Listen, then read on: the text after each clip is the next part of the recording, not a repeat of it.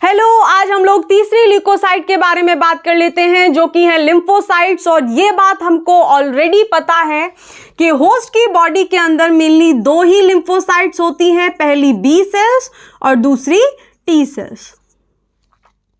और आज के वीडियो में जो हमारा फोकस होने वाला है वो इस टी सेल के ऊपर होने वाला है कि वो कौन कौन से मॉलिक्यूल्स हैं जो टी सेल के ऊपर प्रेजेंट होते हैं और जो कि इंटरेक्ट करते हैं एंटीजन प्रेजेंटिंग सेल के ऊपर प्रेजेंट मॉलिक्यूल्स के बाद।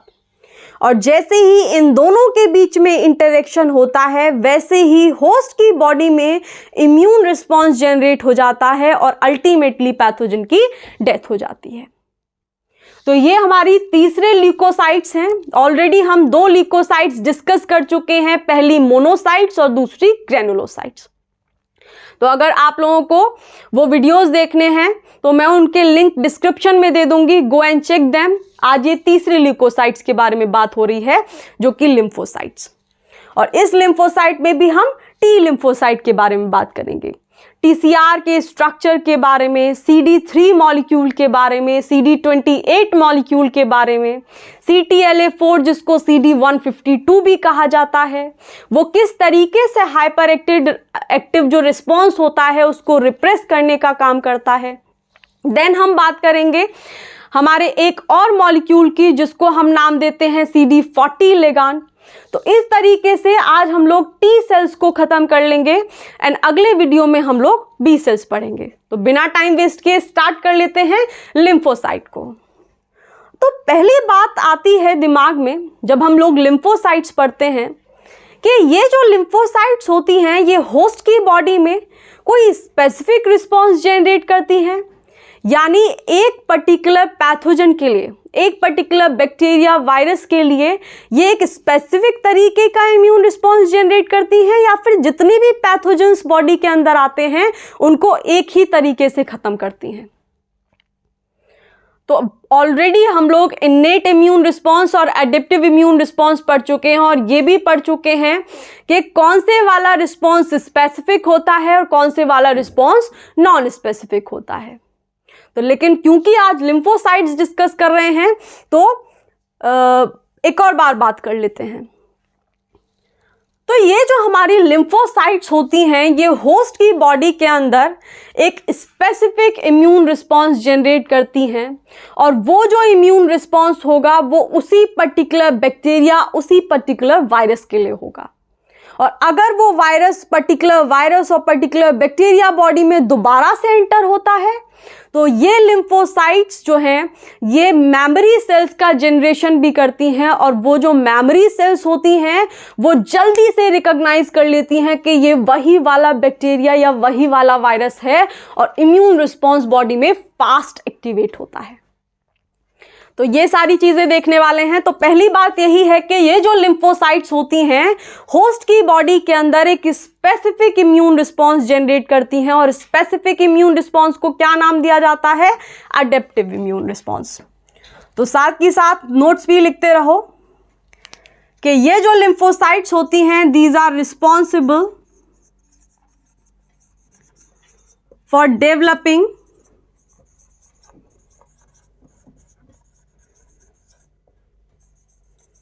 The adaptive immune response. और ये जो अडेप्टिव इम्यून रिस्पॉन्स होता है ये इम्यून रिस्पॉन्स बिल्कुल स्पेसिफिक इम्यून रिस्पॉन्स होता है जो कि एक पर्टिकुलर बैक्टीरिया, पर्टिकुलर वायरस और पर्टिकुलर पैथोजन के लिए बनता है। अडेप्टिव इम्यून रिस्पॉन्स दो तरीके की इम्यूनिटी इन लिम्फोसाइट्स के द्वारा जनरेट की जाती है, या फिर ये जो बी सेल्स और टी सेल्स दो तरीके की सेल्स इन लिम्फोसाइट्स में इंक्लूड की गई हैं।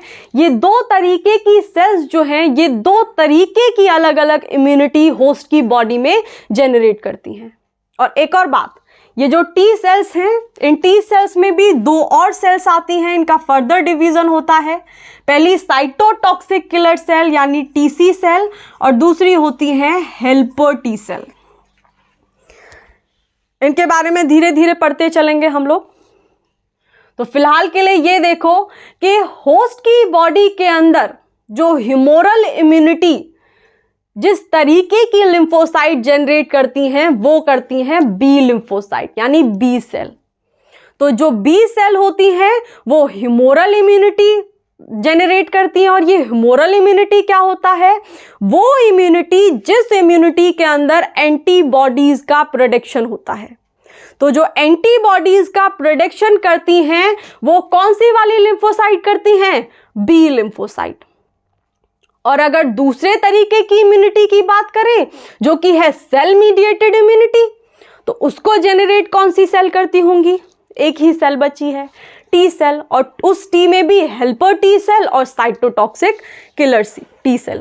तो ये दोनों जो टी सेल्स होती हैं ये हमारी सेल मीडिएटेड इम्यूनिटी जनरेट करती हैं, और ये हम इनके जो प्रोसेस होते हैं डिटेल में धीरे धीरे देखते जाएंगे। तो फिलहाल के लिए ये समझो कि जो लिम्फोसाइट होती हैं वो होस्ट की बॉडी में दो तरीके के इम्यूनिटी में पार्टिसिपेट करती हैं, पहली सेल मीडिएटेड इम्यूनिटी और दूसरी ह्यूमोरल इम्यूनिटी। तो दूसरी बात लिख लो, they participates in cell mediated immunity और दूसरी कौन सी है? दूसरी है हमारी ह्यूमोरल इम्यूनिटी। और अब ये भी पता चल गया होगा कि ह्यूमोरल इम्यूनिटी कौन सी वाली लिम्फोसाइट जनरेट कर रही हैं? B cells, B lymphocytes. और ये जो सेल मीडिएटेड इम्यूनिटी है इसको जनरेट करने का जो काम कर रही हैं, जो जिम्मा लिया है वो लिया है हमारी टी लिम्फोसाइट या फिर टी सेल्स ने। इतनी बात पल्ले पड़ी।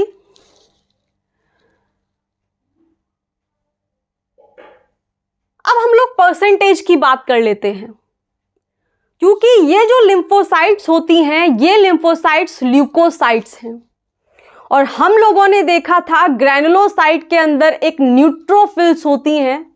तो पूरी WBCs का 60 to 65% एरिया या फिर 60 to 65% जो क्वांटिटी होती है, जो नंबर होता है, वो अकेली न्यूट्रोफिल्स ल्यूकोसाइट्स का होता है। तो अब परसेंटेज की बात कर लेते हैं कि भाई ये जो लिम्फोसाइट्स ल्यूकोसाइट्स हैं, इन लिम्फोसाइट्स का नंबर परसेंटेज में होस्ट की बॉडी के अंदर कितना होता होगा? तो ये लगभग 20 से 40% टोटल ल्यूकोसाइट में इनका नंबर होता है। और सबसे ज्यादा नंबर किसका होता है? न्यूट्रोफिल्स का, जो कि ग्रैनुलोसाइट्स के अंडर आ रही थी। ठीक है, और लीस्ट अबंडेंट ग्रैनुलोसाइट कौन सी थी? बेसोफिल्स। अगर वो वीडियोस नहीं देखे हैं डिटेल में, then just go and check them, अच्छे से समझने में आएगा। तो अगली बात क्या है? लगभग 20 से 40% टोटल ल्यूकोसाइट को अकेली ये लिम्फोसाइट घेर करके रखती हैं, यानी उतने नंबर को ये अकेली लिम्फोसाइट घेर करके रखती हैं। ठीक है, तो लगभग 20 से 40% ऑफ टोटल ल्यूकोसाइट हमारी लिम्फोसाइट्स होती हैं। इतनी बात समझ में आई? अब बात आती है कि भाई ये प्रेजेंट कहाँ होती हैं। जैसे हम लोगों ने देखा था कि न्यूट्रोफिल्स ब्लड में थी, और अगर एक और ग्रैनुलोसाइट के बारे में लास्ट में बात की थी, मास्ट सेल, वो टिश्यूज के अंदर होती हैं। जैसे मैक्रोफेजेस टिश्यूज के अंदर होती हैं और डेंड्राइटिक सेल्स और मोनोसाइट्स ब्लड के अंदर होती हैं, वैसे ही ये बॉडी के अंदर कहाँ पाई जाती होंगी, यानी इनका इलाका, इनका अड्डा कौन सा है। तो अगर हम लिम्फोसाइट के बारे में बात करें और ये देखें कि ये पाई कहाँ जाती हैं, तो जो लिम्फ होता है उसमें ये सर्कुलेट करती रहती हैं। तो ये बात भी ऐड कर लो, लिख लो कि ये जो हमारी लिम्फोसाइट्स होती हैं ये प्रीडोमिनेंटली सर्कुलेटिंग लिम्फ के अंदर पाई जाती हैं, ज्यादा क्वांटिटी में सर्कुलेटरी लिम्फ के अंदर होती हैं, फाउंड इन सर्कुलेटिंग लिम्फ। चलो इतनी बात हो गई। अब आगे क्या है कि ये जो हमारी लिम्फोसाइट्स होती हैं, इन लिम्फोसाइट्स का प्रोडक्शन और एक्टिवेशन, यानी जहां ये बनती हैं वो अलग लोकेशन होती है और जहां इन लिम्फोसाइट्स का एक्टिवेशन होता है वो कंप्लीटली अलग जगह होती है। तो अब बात आती है कि ये जो लिम्फोसाइट्स होती हैं ये कहाँ बनती हैं, यानी इनका जो प्रोडक्शन होता है वो कौन से लिम्फॉइड ऑर्गन्स के अंदर होता है। क्या वो प्राइमरी लिम्फॉइड ऑर्गन्स होते हैं या सेकेंडरी लिम्फॉइड ऑर्गन्स होते हैं, और ये प्राइमरी लिम्फॉइड ऑर्गन्स के अंदर कौन से ऑर्गन्स आते हैं और सेकेंडरी लिम्फॉइड ऑर्गन्स के अंदर कौन से ऑर्गन्स आते हैं। तो अब ये बात कर लेते हैं। तो अगली बात क्या है कि ये जो लिम्फोसाइट्स हैं इनका प्रोडक्शन, जहां ये बनती हैं वो एरिया, वो ऑर्गन बिल्कुल अलग होते हैं उन ऑर्गन से जहां पर जाकर के ये एक्टिवेट होती है। तो भाई प्रोडक्शन कहाँ होता है, एक्टिवेशन तो बाद में होगा ना, बनेंगी नहीं तो एक्टिवेशन कहाँ से होगा। तो पहले प्रोडक्शन की बात करते हैं। जो इनका प्रोडक्शन होता है वो हमारा प्राइमरी लिम्फॉइड ऑर्गन्स के अंदर होता है। पहले लिखो फिर समझना। तो इनका जो प्रोडक्शन होता है अकर इन प्राइमरी लिम्फॉइड ऑर्गन्स,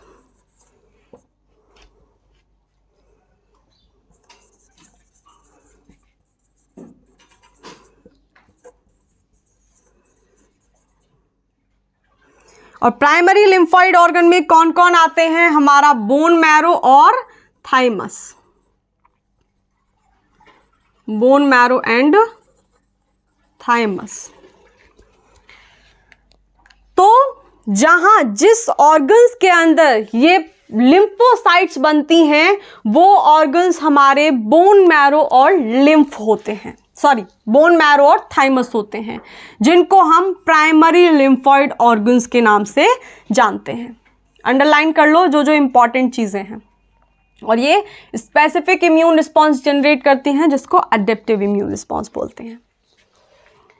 तो इनका जो प्रोडक्शन होता है वो प्राइमरी लिम्फॉइड ऑर्गन के अंदर होता है। और प्राइमरी लिम्फॉइड ऑर्गन्स कौन कौन से होते हैं ह्यूमन की बॉडी के अंदर या होस्ट के अंदर, एक हमारा बोन मैरो और दूसरा थाइमस।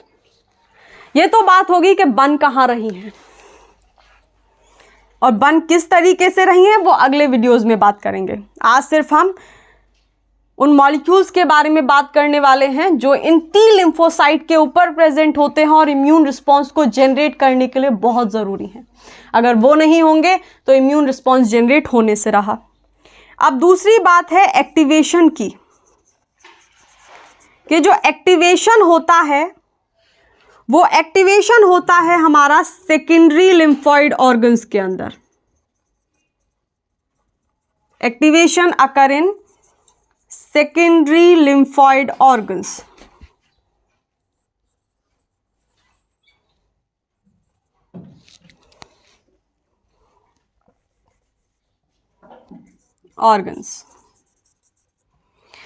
अब सेकेंडरी लिम्फॉइड ऑर्गन्स कौन कौन से होते हैं, जैसे हमारा स्प्लीन हुआ, जैसे लिम्फ नोड हुआ, टॉन्सिल्स हुए और बहुत सारी जो म्यूकस मेम्ब्रेन्स हैं वो हुई, ये सारे के सारे सेकेंडरी लिम्फॉइड ऑर्गन्स के अंदर रखे जाते हैं। तो लिख लो याद रखने के लिए, क्योंकि एक बार प्रश्न ऐसे भी पूछा गया था, ये सेकेंडरी लिम्फॉइड ऑर्गन्स ना दे करके वहां पर लिम्फ नोड लिख दिया था, तो कंफ्यूजन ना हो। मतलब यही पता नहीं है कि सेकेंडरी लिम्फॉइड ऑर्गन्स के अंदर कौन से ऑर्गन आ रहे हैं।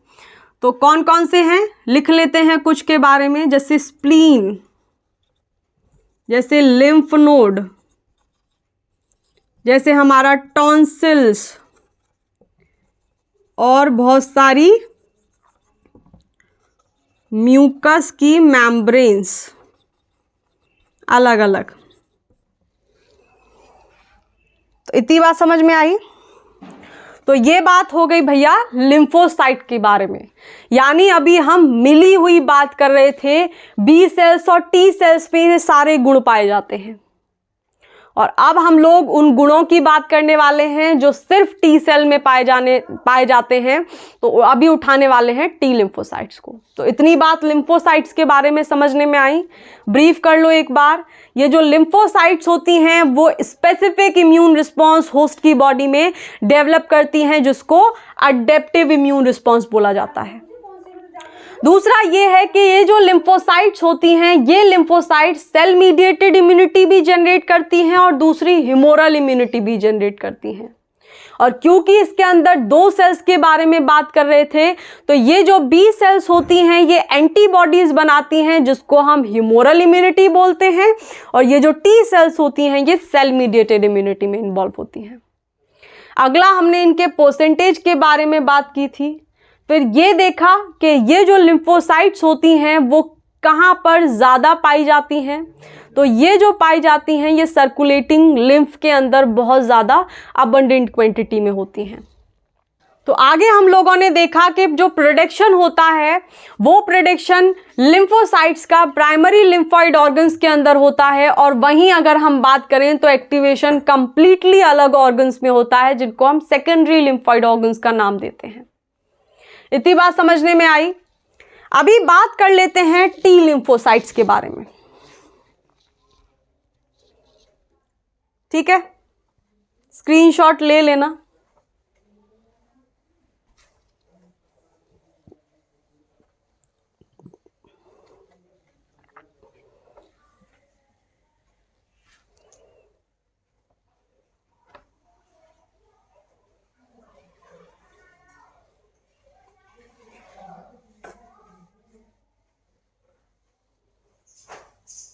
चलो, टी लिम्फोसाइट्स या फिर अगर हम बोलें टी सेल्स, तो यहीं से स्टार्ट कर लेते हैं। ये हम टी सेल्स के बारे में पढ़ रहे हैं।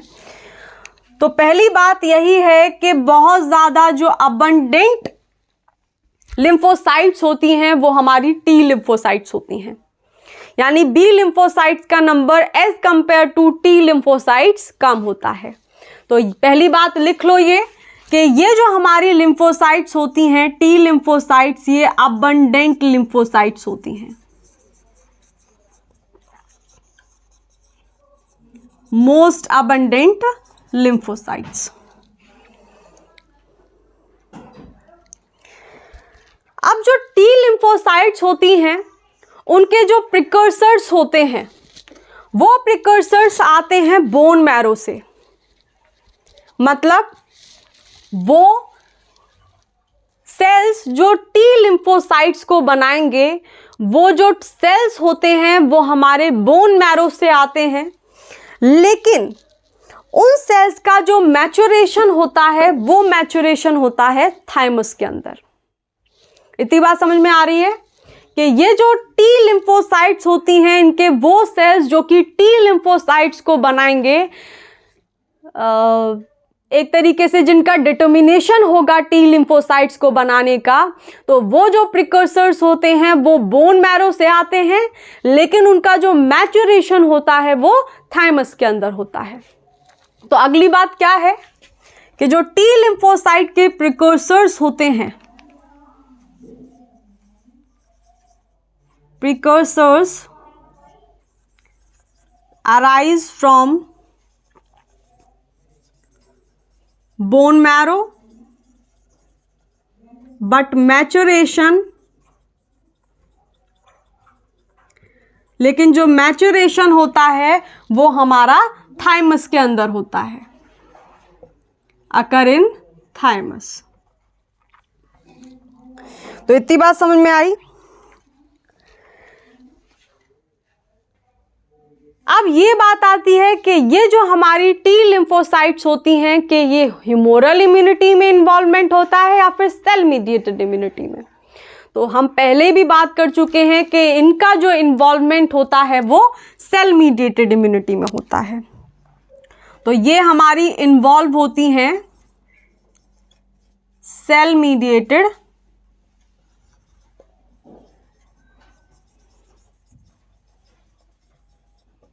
इम्यूनिटी के अंदर।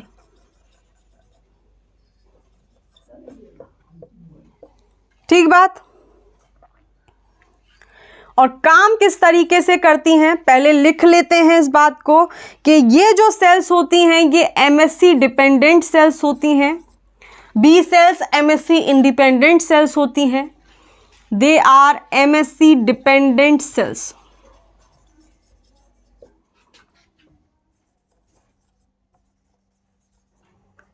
And receive signals from एपीसीज।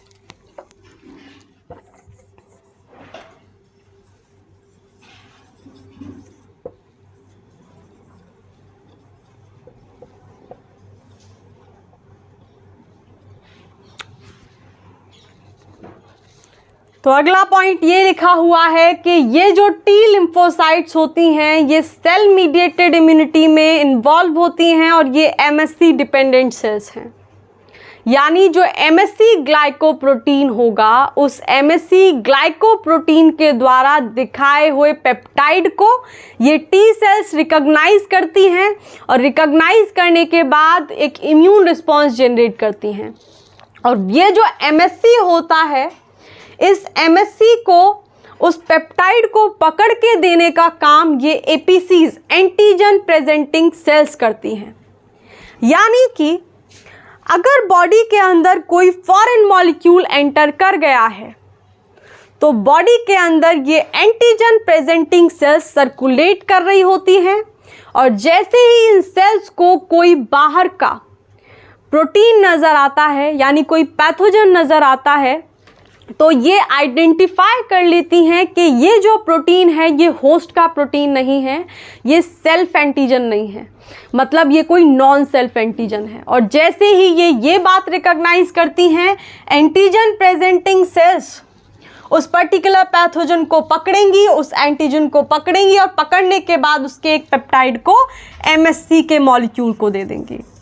और अब ये एमएससी क्या करता है, ये एमएससी उस पर्टिकुलर पेप्टाइड को दिखाता है टी सेल्स को और टी सेल्स के बीच में और एंटीजन प्रेजेंटिंग सेल के एमएससी के बीच में इंटरेक्शंस होते हैं और जैसे ही वो इंटरेक्शंस कंप्लीट होते हैं होस्ट की बॉडी के अंदर एक इम्यून रिस्पॉन्स जनरेट हो जाता है। तो इतनी बात समझने में आई कि ये जो हमारी टी लिम्फोसाइट्स होती हैं ये एमएससी डिपेंडेंट सेल्स होती हैं जिनको सिग्नल एपीसी से मिलता है। ठीक है, और अब हम लोग बात कर लेते हैं उन मॉलिक्यूल्स के बारे में जो कि हमारे टी सेल्स के ऊपर प्रेजेंट होते हैं। यानी ये हमारी टी सेल है, मान लो वो मॉलिक्यूल्स जो इस टी सेल के सरफेस पर प्रेजेंट होते हैं और जो कि एंटीजन प्रेजेंटिंग सेल के सरफेस पर प्रेजेंट होने वाले मॉलिक्यूल जैसे एमएससी हुआ उनके साथ इंटरेक्ट करते हैं और इंटरेक्ट करने के बाद बॉडी के अंदर एक इम्यून रिस्पॉन्स जनरेट होता है। तो वो कौन कौन से मॉलिक्यूल्स हैं, आज हम लोग 7 मॉलिक्यूल्स के बारे में बात करेंगे। पहला जो मॉलिक्यूल होगा जो हम पढ़ेंगे वो टीसीआर होगा जिसको टी सेल रिसेप्टर बोला जाता है। दूसरा 6 पॉलीपेप्टाइड चेन का एक मॉलिक्यूल जिसको CD3 नाम दिया जाता है। देन हम लोग तीसरे मॉलिक्यूल की बात करेंगे को स्टिमुलेटरी मॉलिक्यूल जिसको नाम दिया जाता है CD28 और ये सब कहाँ प्रेजेंट है, टी सेल के सरफेस पर प्रेजेंट है। एंड देन हम लोग बात करेंगे जो एक्टिवेटेड टी सेल होती है, इस एक्टिवेटेड टी सेल के हाइपर एक्टिवेटेड रिस्पॉन्स को रोकने के लिए जो मॉलिक्यूल आता है वो होता है CTLA4, इसको दूसरा नाम भी होता है इसका CD152। देन हम बात करेंगे कि जो टी हेल्पर सेल होती है, मतलब है तो टी सेल ही ना, उस टी सेल के ऊपर एक लिगांड प्रेजेंट होता है जिसको हम नाम देते हैं CD40 लिगांड। तो इस तरीके से एक और मॉलिक्यूल है लास्ट में जिसको हम डिस्कस करेंगे और इसी के साथ आज का वीडियो ख़त्म करेंगे। ठीक है, तो स्टार्ट करते हैं पहले मॉलिक्यूल से जो कि हमारी टी सेल के सरफेस पर एक्सप्रेस होता है जो कि है TCR। और ये TCR बहुत ज़रूरी होता है क्योंकि यही TCR होता है जो MSC के स्पेसिफिक रीजंस के साथ यानी उस पेप्टाइड के साथ इंटरेक्ट करता है जो ये MSC दिखा रही होती है और इंटरेक्ट करने के बाद रिकॉग्नाइज करने के बाद सिग्नल देता है CD3 को।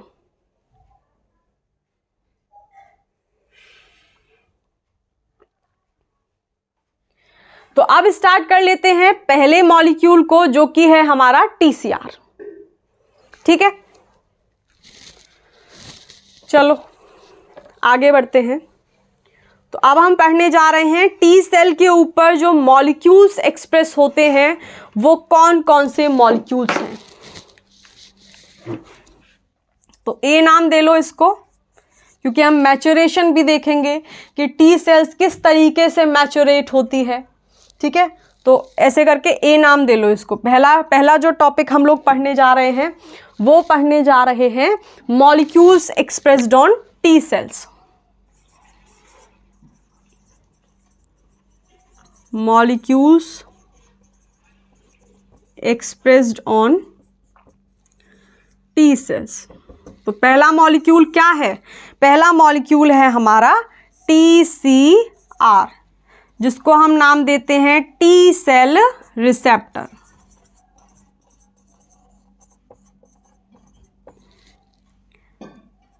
तो इसको नाम ले देते हैं 1। ये जो हमारा TCR होता है, ये TCR एक पॉलीपेप्टाइड का कॉम्प्लेक्स होता है। पहले इसका स्ट्रक्चर देख लेते हैं। तो इस TCR के अंदर मेनली 2 पॉलीपेप्टाइड चेन्स होती हैं, एक अल्फा चेन और एक बीटा चेन। और उन अल्फा चेन और बीटा चेन के अंदर उन पर्टिकुलर अल्फा और बीटा चेन के वेरिएबल और कांस्टेंट रीजन प्रेजेंट होते हैं। तो पहले स्ट्रक्चर देखते हैं कि ये स्ट्रक्चर कैसा होता है। तो ये जो TCR है ये पॉलीपेप्टाइड चेन ही होती है, और इस पॉलीपेप्टाइड चेन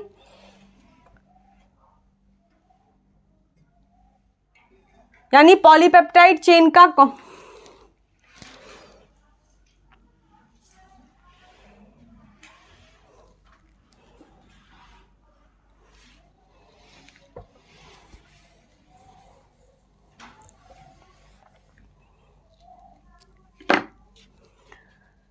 तो ये जो TCR होता है, ये TCR हमारा पॉलीपेप्टाइड का कॉम्प्लेक्स होता है। और ये पॉलीपेप्टाइड के कॉम्प्लेक्स के अंदर 2 पॉलीपेप्टाइड चेन होती हैं, पहली हमारी अल्फा चेन और दूसरी बीटा चेन। तो पहले स्ट्रक्चर देखो, ये हमारा है TCR का स्ट्रक्चर। ये किस तरीके से होता है? 2 पॉलीपेप्टाइड चेन है, तो ये वाली पहली नाम दे लो अल्फा चेन, और दूसरी चेन इधर प्रेजेंट है जिसको हम बीटा चेन नाम दे लेते हैं। ठीक है, तो पॉलीपेप्टाइड का कॉम्प्लेक्स है, मतलब 2 पॉलीपेप्टाइड चेन प्रेजेंट होती हैं TCR के अंदर, alpha chain and beta chain. और इन अल्फा चेन और बीटा चेन के अंदर 2 रीजन्स प्रेजेंट होते हैं। एक रीजन वेरिएबल रीजन होता है जिसके सीक्वेंसेस चेंज होते रहते हैं, और दूसरा रीजन कांस्टेंट रीजन होता है। तो ये जो हमारा पहला रीजन है, जो ऊपर वाला रीजन है, ये वेरिएबल रीजन है अल्फा चेन का, और ये वाला रीजन वेरिएबल रीजन है बीटा चेन का। उसी तरीके से ये दूसरा वाला रीजन जो इधर प्रेजेंट है, ये कांस्टेंट रीजन है अल्फा चेन का, और इधर साइड में नीचे वाला पोर्शन कांस्टेंट रीजन है बीटा चेन का। तो इतनी बात समझ में आई। और ऊपर एन टर्मिनल होता है इस TCR का, और इधर साइड में C टर्मिनल होता है। तो पहली बात यही लिख लो। अभी धीरे धीरे बात करते चलेंगे कि जो पेप्टाइड होती है, जिस पेप्टाइड को MSC के मॉलिक्यूल दिखा रहे होते हैं इस टी सेल को, इस टी सेल रिसेप्टर को, वो जो पेप्टाइड होती है इनमें से किन रीजन्स के साथ इंटरेक्ट करती है। ठीक है, लेकिन उससे पहले 2-3 लाइंस लिख लो जो कि ज़रूरी हैं। तो पहली लाइन यही लिखो कि ये पॉलीपेप्टाइड का कॉम्प्लेक्स होता है TCR। It is a polypeptide complex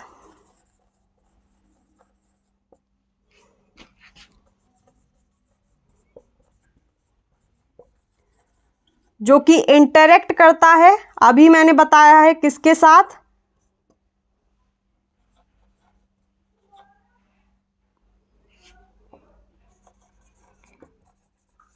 antigen की पेप्टाइड के साथ।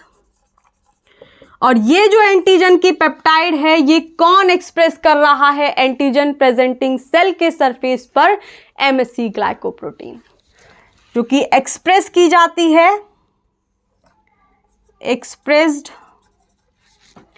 Bye MSC glycoprotein. तो इतनी बात समझ में आई कि पहला मॉलिक्यूल जो टी सेल पर हम देख रहे हैं जो कि एक्सप्रेस होता है वो टी सेल रिसेप्टर है, और ये जो टी सेल रिसेप्टर है ये पॉलीपेप्टाइड चेन का कॉम्प्लेक्स होता है जिसमें दो पॉलीपेप्टाइड चेन्स होती हैं, पहली अल्फा चेन और दूसरी बीटा चेन। और इन अल्फा और बीटा चेन के अंदर वेरिएबल रीजन और कांस्टेंट रीजन होते हैं। तो ये जो ऊपर वाले रीजन्स होते हैं ये वेरिएबल रीजन है और नीचे वाले रीजन कांस्टेंट रीजन है। तो पहला पॉइंट हमने लिखा कि ये जो हमारा TCR होता है ये पॉलीपेप्टाइड का कॉम्प्लेक्स होता है, यानी इसके अंदर दो पॉलीपेप्टाइड चेन होती हैं, अल्फा एंड बीटा, और ये जो पॉलीपेप्टाइड चेन होती हैं यही चेन्स MSC के द्वारा दिखाए गए एंटीजेनिक पेप्टाइड के साथ इंटरेक्ट करती हैं। अब हम लोग देखेंगे कि कौन सा रीजन होता है जो एंटीजेनिक पेप्टाइड के साथ इंटरेक्ट करेगा, यानी MSC के द्वारा दिखाए गए एंटीजेनिक पेप्टाइड के साथ कौन सा रीजन इस TCR का इंटरेक्ट करेगा। तो देखो आगे एक और चीज है, होस्ट की बॉडी के अंदर दो तरीके के TCRs होते हैं। पहले जो TCR हैं उनको हम अल्फा बीटा नाम देते हैं, और दूसरे तरीके के जो TCR हैं उनको हम गामा डेल्टा TCR बोलते हैं। ठीक है, तो पहले बात कर लेते हैं अल्फा बीटा TCR की, और बाद में बात करेंगे हम लोग गामा डेल्टा TCR की। और एक और बात है कि जो अल्फा बीटा TCR होते हैं वो बहुत ज़्यादा कॉन्सेंट्रेशन में प्रेजेंट होते हैं as compare to gamma delta, मतलब इनका नंबर ज़्यादा होता है गामा डेल्टा से। लगभग 95% से ज़्यादा जो TCR होस्ट की बॉडी में देखने को मिलते हैं वो होते हैं हमारे अल्फा बीटा TCR, और वहीं अगर हम गामा डेल्टा TCR की बात करें तो 5% से भी कम जो नंबर होता है वो उन गामा डेल्टा TCR का होता है। तो आगे देखो, पहले उन टाइप्स की बात कर लेते हैं कि TCR के कितने टाइप्स होते हैं। और हाँ, ये वाली जो साइट होती है यानी जो वेरिएबल रीजन वाली साइट होती है यही साइट होती है जहां पर पेप्टाइड आकर के बाइंड करती है। तो इस रीजन को नाम दे लो पेप्टाइड बाइंडिंग स्पेस। हालांकि हम दोबारा भी बनाने वाले हैं ये, क्योंकि बनाने के बाद ही इसको काम चलेगा, लेकिन साथ के साथ लिखते चलो, स्क्रीनशॉट ले लो।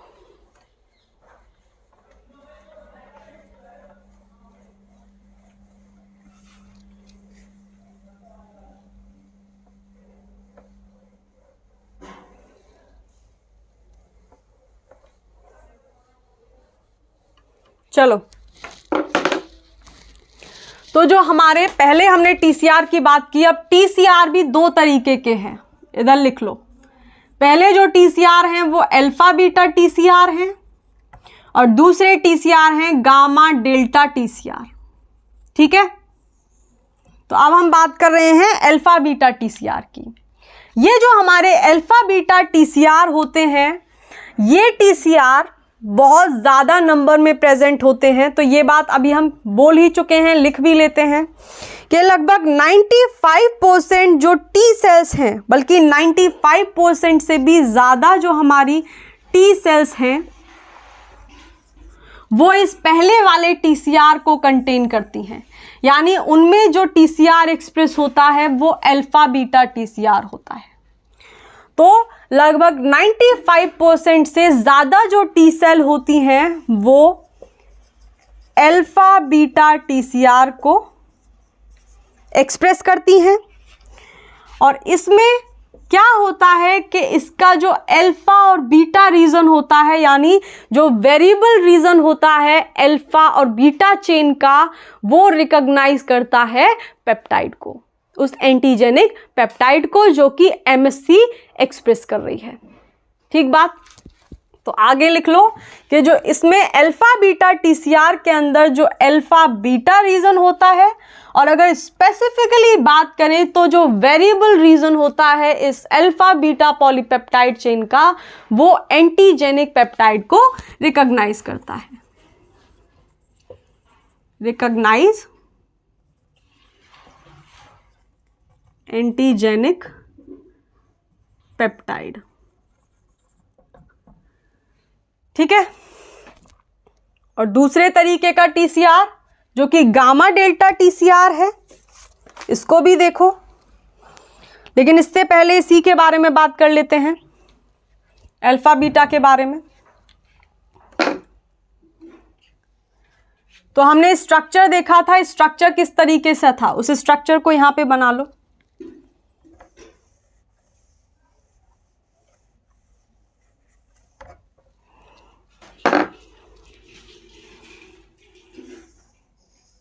देखो इधर दो पॉलीपेप्टाइड चेन थी, तो पहली ये मान लो और दूसरी चेन हो गई ये वाली।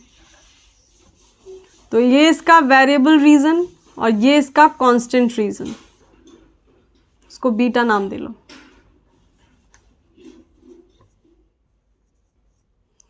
और ये वाली है अल्फा चेन, तो इसका ये वेरिएबल रीजन, ये वाला इसका ये कांस्टेंट रीजन। इधर एन टर्मिनल होगा, इधर सी टर्मिनल होगा। तो ये है हमारा alpha beta TCR.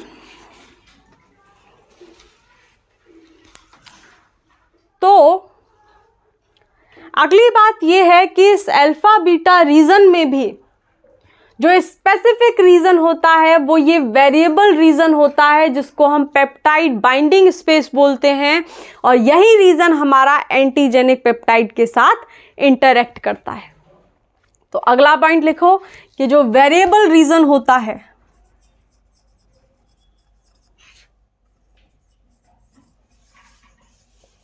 Variable region of alpha and beta chain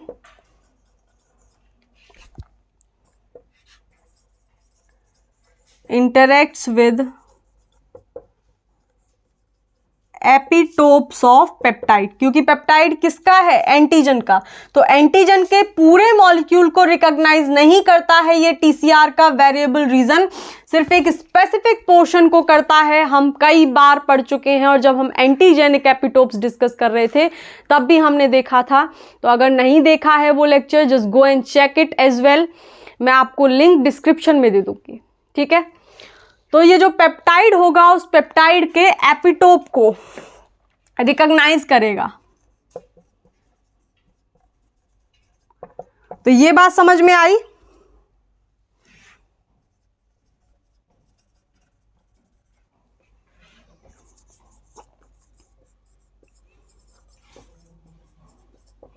देख लो अब इधर क्या लिखा है। ये लिखा है कि जो वेरिएबल रीजन होगा अल्फा बीटा चेन का, यानी ये वाला जो रीजन होगा जिसको हम पेप्टाइड बाइंडिंग स्पेस भी बोल रहे हैं, ये रीजन हमारा पेप्टाइड के एपिटोप के साथ इंटरेक्ट करेगा। और जो पेप्टाइड किसके द्वारा एक्सप्रेस किया जा रहा है, एमएससी के द्वारा एक्सप्रेस किया जा रहा है। अब कोई भी एमएससी हो सकती है, एमएससी 1 या फिर एमएससी 2। और ये एमएससी कहाँ प्रेजेंट होती है, एंटीजन प्रेजेंटिंग सेल की प्लाज्मा मेम्ब्रेन पर। इतनी बात क्लियर हुई।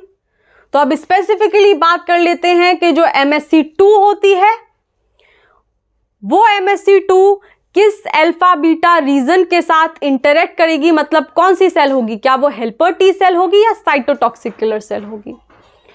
तो अब स्पेसिफिकली बात कर लेते हैं कि हेल्पर टी सेल के अल्फा बीटा टीसीआर के साथ एमएससी 2 इंटरेक्ट करती है या फिर एमएससी 1 इंटरेक्ट करती है, यानी पेप्टाइड को दिखाने का काम कौन करती है। ये भी देखो, जानते भी होंगे वैसे तो आप लोग कि जो हमारी alpha beta of T helper cell है, टी हेल्पर सेल है,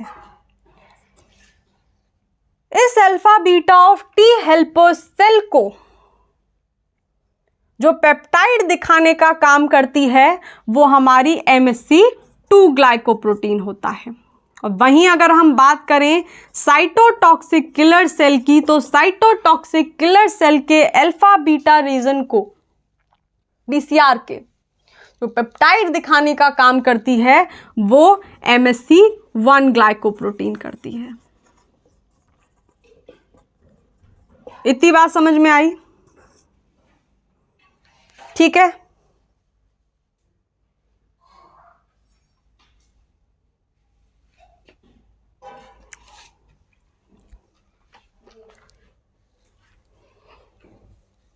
तो अगला पॉइंट क्या लिखा है? अगला पॉइंट लिखा है कि हेल्पर टी सेल का जो अल्फा बीटा रीजन होगा इस टीसीआर का वेरिएबल रीजन, वो इंटरेक्ट करता है उस पेप्टाइड के द्वारा जो MSC2 ग्लाइकोप्रोटीन प्रेजेंट करेगा, और जो साइटोटॉक्सिक किलर सेल का अल्फा बीटा रीजन होता है यानी वेरिएबल अल्फा बीटा रीजन होता है, वो इंटरेक्ट करता है उस पेप्टाइड के एपिटोप्स के साथ जो कि MSC1 ग्लाइकोप्रोटीन दिखाने का काम करता है, फिर एक्सप्रेस करता है। इतनी बात समझ में आई? अब अगली बात ये है इस टीसीआर के अंदर कि इस टीसीआर की जो ये टेल होती है, ये टेल दिख रही है, ये जो इसकी पूंछ है, ये पूंछ छोटी होती है। मतलब क्या है? देखो इधर, मान लो कि ये हमारी टी सेल है, ठीक है, ये क्या है? टी सेल है, और ये जो हमारा टीसीआर होता है वो कहाँ प्रेजेंट होता है? इस टी सेल के सरफेस पर। तो दो चेन है, पहली अल्फा मान लो, बीटा मान लो, ये इसका वेरिएबल रीजन मान लो, इधर कांस्टेंट रीजन है। आ रही है ना चीजें समझने में? इधर एन टर्मिनल है और दूसरी साइड में सी टर्मिनल है, और इस हमारी टी सेल का जो न्यूक्लियस है, ब्लैक कलर से देखो, ये न्यूक्लियस भैया प्रेजेंट है सेंटर के पास, मतलब बीच में, ठीक है। अब होता क्या है कि ये जो टीसीआर है, इसकी जो पूंछ है, मतलब वो रीजन जो साइटोसोल की तरफ है, अंदर क्या भरा हुआ होगा? साइटोसोल इस टी सेल के। तो ये जो साइटोसोलिक टेल होती है, यानी साइटोसोल की तरफ जो पूंछ होती है, ये पूंछ थोड़ी छोटी होती है, और इस टी सेल को एक्टिवेट होने के लिए सिग्नल कहां तक पहुंचना चाहिए? सिग्नल पहुंचना चाहिए इस न्यूक्लियस तक, लेकिन क्योंकि इसकी पूंछ छोटी है तो सिग्नल जो है वो न्यूक्लियस तक नहीं पहुंचा पाती। यानी टीसीआर सिग्नल को कि भाई हमारी बॉडी के अंदर कोई दूसरे सीक्वेंसेस वाला प्रोटीन देखा गया है, मतलब पैथोजन देखा गया है, इस सिग्नल को, मतलब इसको पता तो होता है, लेकिन इतनी बेबसी अपनी पूंछ छोटी होने की वजह से कि भैया सिग्नल न्यूक्लियस तक नहीं पहुंचाया जा रहा, और जब तक सिग्नल न्यूक्लियस तक नहीं पहुंचेगा तब तक टी सेल एक्टिवेट नहीं होगी। दुविधा है। तो इस प्रॉब्लम को भी सॉल्व करता है एक दूसरा मॉलिक्यूल, अभी बात करेंगे CD3 के बारे में, ठीक है। पहले ख़त्म कर लेते हैं इस टीसीआर को, मिटा लो इसको, देखो आगे।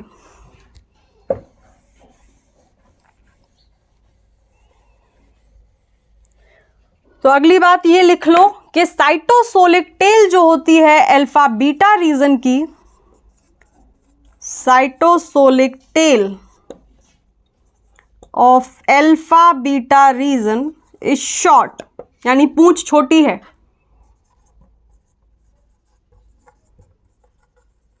देयरफॉर, या फिर इसी वजह से, देयरफॉर cannot send signal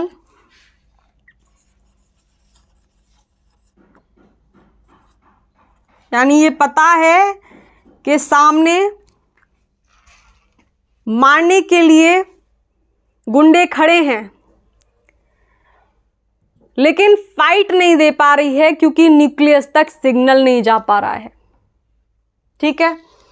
तो अब वो सिग्नल न्यूक्लियस तक कैसे पहुंचेगा इसको भी देखेंगे। तो अगली बात मैंने यही लिखी है कि जो साइटोसोलिक टेल होती है इस अल्फा बीटा चेन की, वो ये पूंछ छोटी होती है, और छोटी होने की वजह से क्या होता है कि न्यूक्लियस तक सिग्नल नहीं पहुंच पाता। इतनी बात समझ में आई?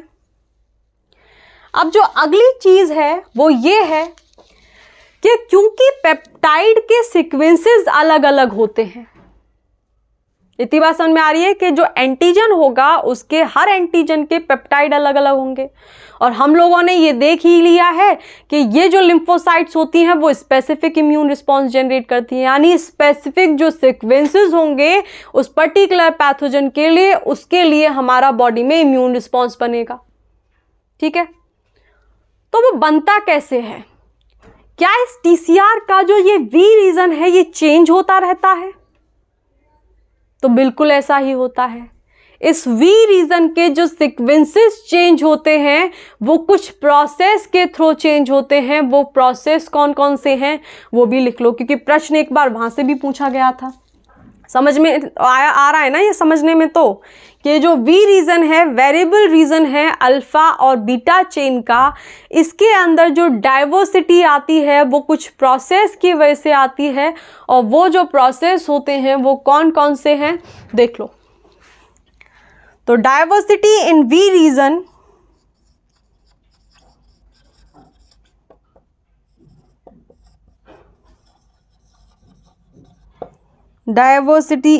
रीजन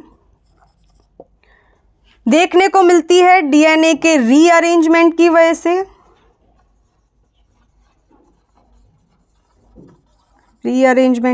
से, रिकॉम्बिनेशन की वजह से, मतलब क्रॉसिंग ओवर की वजह से, एंड डिफरेंट असॉर्टमेंट की वजह से।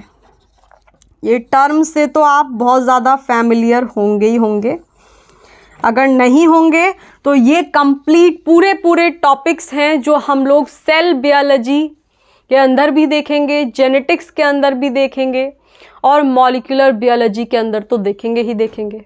ठीक है, तो फिलहाल के लिए इतना देखो। अगला पॉइंट मैंने लिखा है कि जो डाइवर्सिटी होती है इस वी रीजन में, कि अलग अलग जो एपिटोप को ये रिकॉग्नाइज कर पा रहा है, और अलग अलग एपिटोप को जब रिकॉग्नाइज कर रहा है तो इसको अपने आप को बदलते रहना भी होगा।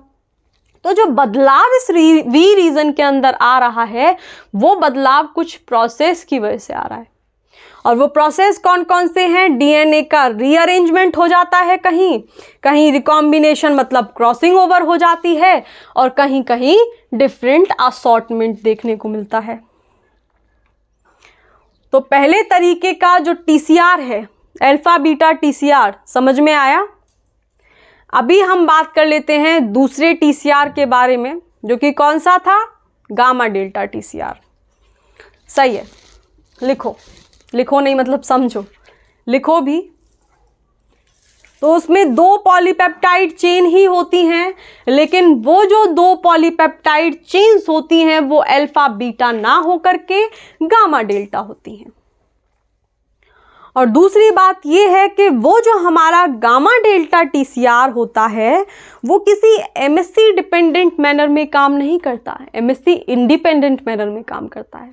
इसका क्या मतलब हुआ कि भाई कोई एमएससी किसी पेप्टाइड को वहाँ पर एक्सप्रेस नहीं करती है, टी सेल को नहीं दिखाती है। तो फिर भाई ये गामा डेल्टा टीसीआर काम कैसे करता है? देखो इधर,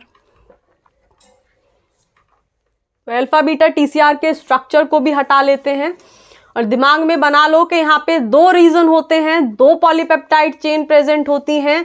पहली हमारी कौन सी? गामा चेन, और दूसरी डेल्टा चेन। तो पहली बात तो यही थी, पहले हमने उसको निपटा लिया जो ज्यादा नंबर में था, और वो था हमारा अल्फा बीटा टीसीआर, जो कि 95% से भी ज़्यादा बॉडी के अंदर जो टी सेल हैं वो उस पहले वाले अल्फा बीटा टीसीआर को एक्सप्रेस करती हैं।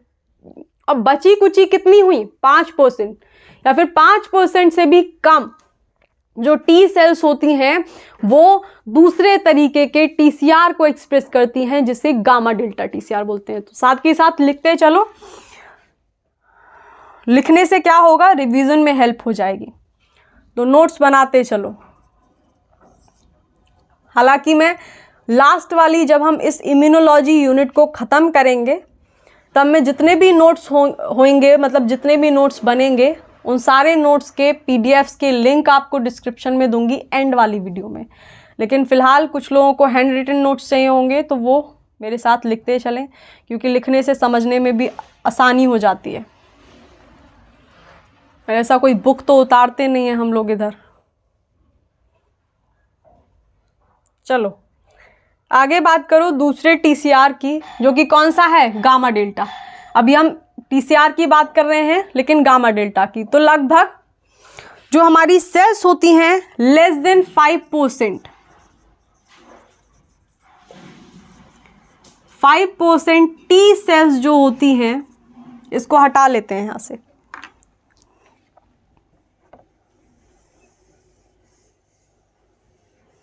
अब ठीक है,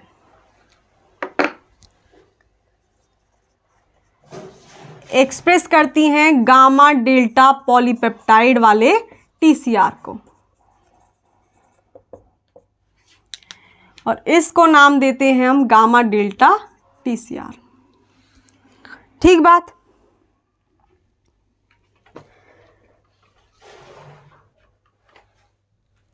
अब भाई इसको चुना क्यों नहीं जा रहा था? ऐसा कौन सा काम था जो वो अल्फा बीटा टीसीआर कर रहा है और ये नहीं करता है? कुछ तो ऐसा होगा जिसकी वजह से उसको सेलेक्ट किया गया है। टी सेल उसको इतना ज़्यादा लेकर के चल रही हैं और इसको ऐसे ही छोड़ दिया, 5% से भी कम, कोई नंबर दिया है इसको, तो कुछ तो होगा उसके अंदर। जो डाइवर्सिटी होती है इस गामा डेल्टा चेन के अंदर, वो बहुत कम होती है। अब रीज़न समझ में आया? क्योंकि जो अल्फा बीटा टीसीआर था उसके वेरिएबल रीजन के अंदर डाइवर्सिटी होती है, और इसके जो डेल्टा गामा, या फिर सीधा सीधा बोल लेते हैं गामा डेल्टा जो चेन होती है, इसका जो वेरिएबल रीजन होता है इसके अंदर डाइवर्सिटी लिमिटेड होती है। तो पहला पॉइंट लिखो इसको, इसलिए इसको ये टी सेल सेलेक्ट नहीं कर रही हैं। भाई काम का ही नहीं है तो सेलेक्ट क्यों करें? तो ये जो हमारा गामा डेल्टा वेरिएबल रीजन होता है,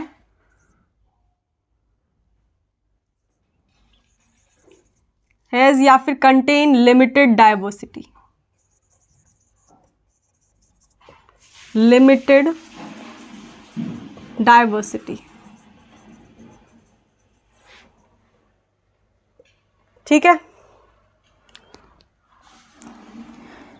अभी एक और बात बताई थी कि ये जो हमारा गामा डेल्टा टीसीआर होता है ये एमएससी इंडिपेंडेंट मैनर में काम करता है। मतलब जो पेप्टाइड होगा उसको एक्सप्रेस एमएससी नहीं करती हैं, और ये किसी ऐसे पेप्टाइड के साथ इंटरेक्ट नहीं करता जो एमएससी दिखा रही हूँ। भाई जब इसको सेलेक्ट नहीं किया जा रहा तो ये गुस्सा हो जाता है। तो ये जो हमारा टीसीआर होता है गामा डेल्टा टीसीआर, ये एमएससी इंडिपेंडेंट मैनर में काम करता है। It work in MSc independent manner, ऐसे ही लिख लो।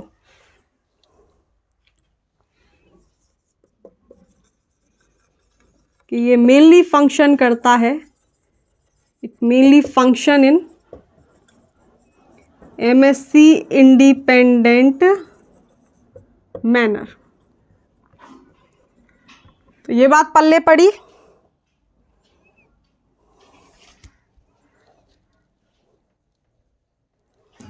हाँ, तो अब क्या होगा, इसका भी स्ट्रक्चर बना लो। वैसे ही इसको प्रेफरेंस कम मिल रही है, लेकिन हम इसके साथ भेदभाव नहीं करते हैं। तो मान लो कि ये हमारी पहली चेन है और ये हमारी दूसरी चेन है। इसी तरीके से ये इसका एन टर्मिनल, ये सी टर्मिनल, और होगा क्या कि इस वाली चेन को गामा चेन नाम दे लो, इसको डेल्टा चेन नाम दे लो। अब यहाँ पर क्योंकि जो पेप्टाइड वाले एंटीजन होते हैं, यानी वो एंटीजन जिसकी पेप्टाइड की चेन होती है अमाइनो एसिड से बनी हुई, उन एंटीजन को ये रिकॉग्नाइज करने से मना कर देता है। ठीक बात। तो फिर भाई बात आती है कि ये किस तरीके के एंटीजन्स को रिकॉग्नाइज करता होगा। मतलब कि इसका जो ये रीजन है गामा डेल्टा रीजन इस गामा डेल्टा पॉलीपेप्टाइड चेन का वो कौन सी वाले एंटीजन को रिकॉग्नाइज करते हैं जब पेप्टाइड एंटीजन को नहीं कर रहे। तो ये जो हमारे गामा डेल्टा टीसीआर होते हैं ये मेनली नॉन पेप्टाइड एंटीजन को रिकॉग्नाइज करते हैं, जैसे किसी बैक्टीरिया का ग्लाइकोलिपिड हुआ। लिखो ये बात, वरना भूल ही जाएंगे। तो क्या लिखना है, ये लिखना है कि गामा डेल्टा जो रीजन होता है, ये गामा डेल्टा रीजन किसी पेप्टाइड एंटीजन को रिकॉग्नाइज ना करके नॉन पेप्टाइड एंटीजन को रिकॉग्नाइज करता है। तो जो गामा डेल्टा सेल्स होती हैं दे रिकॉग्नाइज नॉन पेप्टाइड एंटीजन। जैसे अगर एग्जाम्पल में देखें तो ग्लाइकोलिपिड्स ऑफ बैक्टीरिया,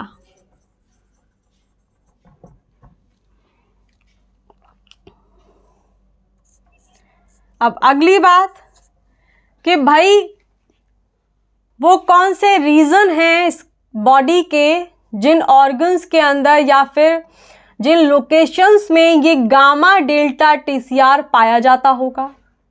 तो ये जो गामा डेल्टा टीसीआर होता है ये हमारा इंटेस्टाइन और स्किन में पाया जाता है, यानी वो टी सेल्स जो कि स्किन और इंटेस्टाइन में होती हैं उनके ऊपर जो टीसीआर प्रेजेंट होता है वो गामा डेल्टा टीसीआर होता है।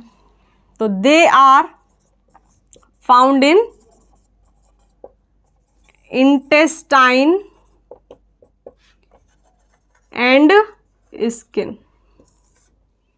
इसको भी अंडरलाइन करो, इसको भी अंडरलाइन करो। लिमिटेड डाइवर्सिटी होती है, ठीक है। और एक और चीज, पहले इसको लिख देती हूं फिर बताती हूं।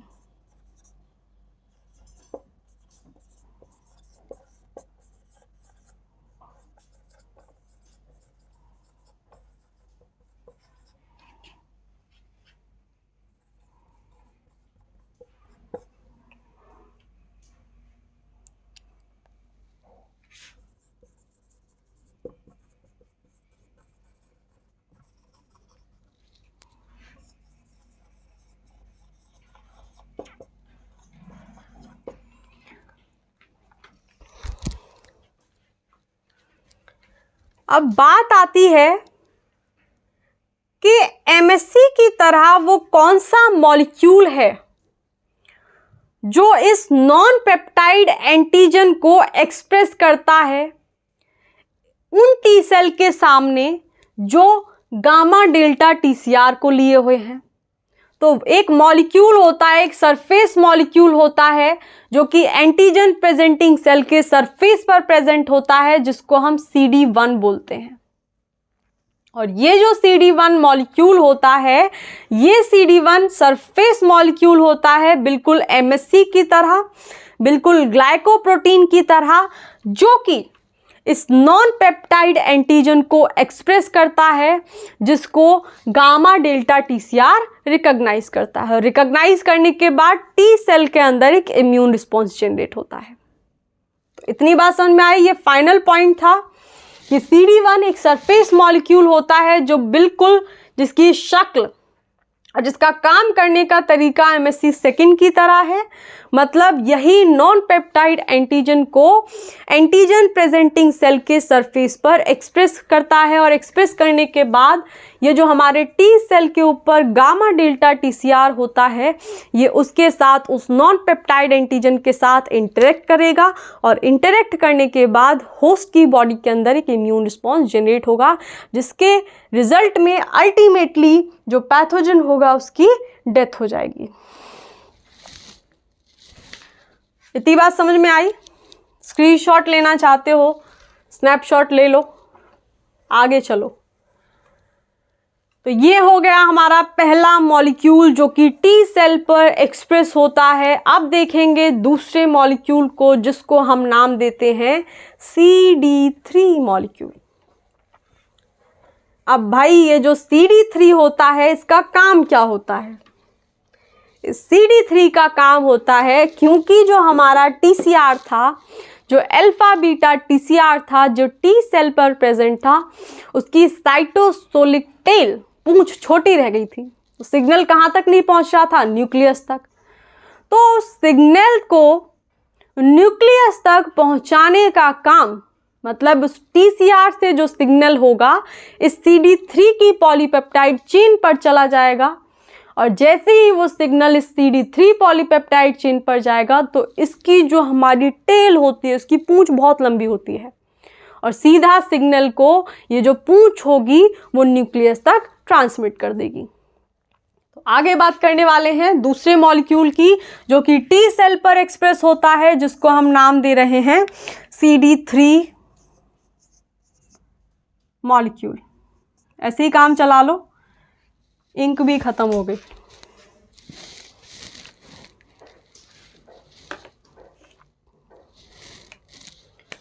इससे लिख लेते हैं। तो दूसरा मॉलिक्यूल है CD3, ठीक है। तो चलो, तो ये जो हमारा CD3 मॉलिक्यूल होता है, ये CD3 मॉलिक्यूल भी बहुत सारी पॉलीपेप्टाइड चेन का कॉम्प्लेक्स होता है, और इस पॉलीपेप्टाइड चेन के कॉम्प्लेक्स के अंदर लगभग 6 पॉलीपेप्टाइड चेन्स होती हैं, और वो कौन कौन सी होती हैं देखते चलेंगे। तो फिलहाल पहली बात ये लिखो CD3 में कि ये जो CD3 मॉलिक्यूल होता है इसके अंदर 6 पॉलीपेप्टाइड चेन कॉम्प्लेक्स प्रेजेंट होता है। तो it is a 6 polypeptide chain complex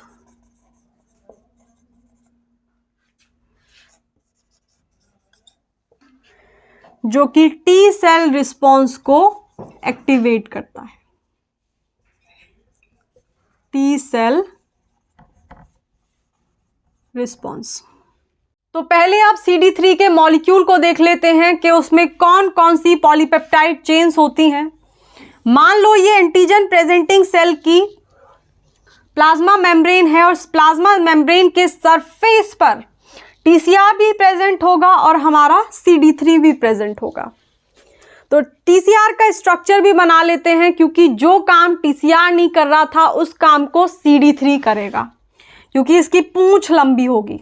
तो देखो इधर, ये है हमारा TCR, इसकी पहली चेन अल्फा, और ये इसकी beta chain, variable alpha and constant alpha, और सेम इधर के variable beta and then constant beta. तो ये इधर इसका एंड टर्मिनल, दूसरी साइड में साइटोसोल वाला टर्मिनल, और ये जो हमारी पूंछ थी इसकी TCR की वो छोटी रह गई थी।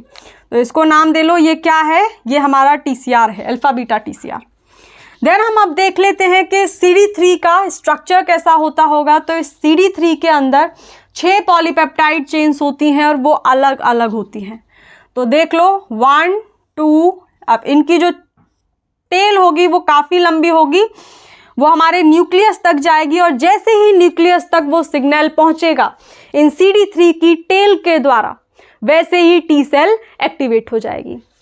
तो इन चेन्स के नाम क्या क्या हैं? पहली है हमारी गामा, दूसरी ईटा, तीसरी है डेल्टा, अगली ईटा है, देन इससे अगली वाली जीटा है, और अगली वाली डिपेंड करता है अलग अलग CD3 मॉलिक्यूल में जो लास्ट वाली चेन होती है वो या तो जीटा हो सकती है या फिर म्यू हो सकती है। तो ये जो होता है, ये जो पॉलीपेप्टाइड चेन का कॉम्प्लेक्स बनता है, इसी को हम CD3 कॉम्प्लेक्स नाम देते हैं। तो अब स्ट्रक्चर समझने में आ गया होगा। तो पहली जो पॉइंट थी वो हमने क्या देखी थी कि CD3 जो मॉलिक्यूल होता है ये 6 पॉलीपेप्टाइड चेन का कॉम्प्लेक्स होता है, जो कि क्या काम करता है, टी सेल रिस्पॉन्स को मीडिएट करता है। यानी क्योंकि टी सेल रिसेप्टर की जो साइटोसोलिक टेल थी वो छोटी रह गई थी, तो उस काम को आगे फर्दर प्रोसीड करने का काम ये CD3 कॉम्प्लेक्स करता है। क्यों? क्योंकि इसकी जो साइटोसोलिक टेल होती है वो बहुत लंबी होती है। तो एक्चुअल में प्रोसेसिंग कैसे होती होगी, इधर देखो, ये टी सेल रिसेप्टर सिग्नल देता है CD3 कॉम्प्लेक्स को, और CD3 कॉम्प्लेक्स के जो हमारे साइटोसोलिक टेल है इससे सिग्नल ट्रांसमिट होता हुआ न्यूक्लियस पे चला जाएगा, और जैसे ही न्यूक्लियस पे सिग्नल पहुंचेगा वैसे ही जो टी सेल है वो एक्टिवेट हो जाएगी। इतनी बात आई समझ में? तो जो अगली बात है वो यही है कि जो साइटोसोलिक टेल होती है इस CD3 कॉम्प्लेक्स की, उसके पास बहुत सारे टायरोसिन के रेसिड्यूज होते हैं। मतलब ये जो टेल है साइटोसोलिक टेल इस CD3 कॉम्प्लेक्स की, इसमें बहुत सारे टायरोसिन अमाइनो एसिड के रेसिड्यूज प्रेजेंट होते हैं। तो यहां पे होते हैं टायरोसिन के रेसिड्यूज, और ये जो टायरोसिन के रेसिड्यूज होते हैं, जब इस टी सेल का एक्टिवेशन होगा तो ये जो टायरोसिन के रेसिड्यूज होते हैं इनका फॉस्फोराइलेशन हो जाता है। इतनी बात समझ में आई? मतलब कि जब टी सेल, ये वाली टी सेल एक्टिवेट होगी तो इनके एक्टिवेशन के दौरान जो साइटोसोलिक टेल पर CD3 कॉम्प्लेक्स की टायरोसिन रेसिड्यूज प्रेजेंट हैं, इन रेसिड्यूज का फॉस्फोराइलेशन हो जाता है। तो ये बात लिख लो कि बहुत सारे मल्टीपल रेसिड्यूज टायरोसिन के प्रेजेंट होते हैं। Multiple residues of tyrosine are present on the cytosolic tail of CD3 complex, जो कि फॉस्फोराइलेशन में चले जाते हैं जब इस टी सेल का एक्टिवेशन होगा। तो आगे ये बात भी लिख लो, which undergoes phosphorylation during T cell activation। तो दूसरा पॉइंट समझ में आया इस CD3 के बारे में। अब जो अगली बात है वो ये है कि ये जो CD3 का मॉलिक्यूल होता है ये IG सुपर फैमिली से बिलोंग करता है, यानी इम्यूनोग्लोबुलिन सुपर फैमिली से ये बिलोंग करता है। तो जो CD3 मॉलिक्यूल होता है ये हमारा IG सुपर फैमिली से बिलोंग करता है। अभी एक और चीज है जो इसमें देखनी रह गई है, और वो ये है कि जो टायरोसिन के बहुत सारे रेसिड्यूज होते हैं, इन रेसिड्यूज को एक नाम दिया जाता है आईटेम एंड ARAM। अब ये आईटेम और ARAM क्या होते हैं ये देख लेते हैं। तो फिलहाल के लिए इतना समझ में आ गया होगा कि ये जो TCR होता है, इस TCR के ऊपर एंटीजन की इंटरेक्शन साइट्स होती हैं। ये उस पेप्टाइड से इंटरैक्ट करता है जो पेप्टाइड एंटीजन प्रेजेंटिंग सेल पर प्रेजेंट MHC इसको दिखा रही होती है। जैसे ही ये इंटरैक्ट करता है ये सिग्नल को ट्रांसमिट करने की कोशिश तो करता है न्यूक्लियस की तरफ, लेकिन क्योंकि इसकी पूंछ छोटी होती है तो ये वो काम नहीं कर पाता। देन फिर क्या होता है, प्लाज्मा मेम्ब्रेन से ही ये जो सिग्नल होगा ये इस CD3 कॉम्प्लेक्स के पास जाता है, इसकी पॉलीपेप्टाइड चेन्स में ट्रांसमिट हो जाता है, एंड देन इन चेन्स में प्लाज्मा मेम्ब्रेन पर ये सिग्नल ट्रांसमिट होने के बाद इसकी जो साइटोसोलिक टेल होती है CD3 कॉम्प्लेक्स की, क्योंकि वो बहुत लंबी होती है तो वो इस सिग्नल को न्यूक्लियस तक ट्रांसमिट कर देती है। अब अगली बात ये है कि ये जो मल्टीपल टायरोसिन रेसिड्यूज इस टेल पर प्रेजेंट हैं, इनको एक नाम दिया जाता है जिसको हम बोलते हैं आईटेम एंड ARAM। तो अब देख लो, क्योंकि एक बारी फुल फॉर्म पूछ ली थी, तो इसकी फुल फॉर्म देख लो। इसको मिटा देती हूं, तो इधर आगे लिख लेना कि ये जो है सिग्नल भेजता है टी सेल के एक्टिवेशन के लिए, ये जो CD3 कॉम्प्लेक्स की जो साइटोसोलिक टेल होती है। और ये जो मल्टीपल टायरोसिन रेसिड्यूज होते हैं, इनको हम नाम देते हैं ITAM and ARAM। ITAM and ARAM। तो ITAM का मतलब क्या होता है? ITAM का मतलब होता है immunoreceptor tyrosine based activating motifs. Immunoreceptor tyrosine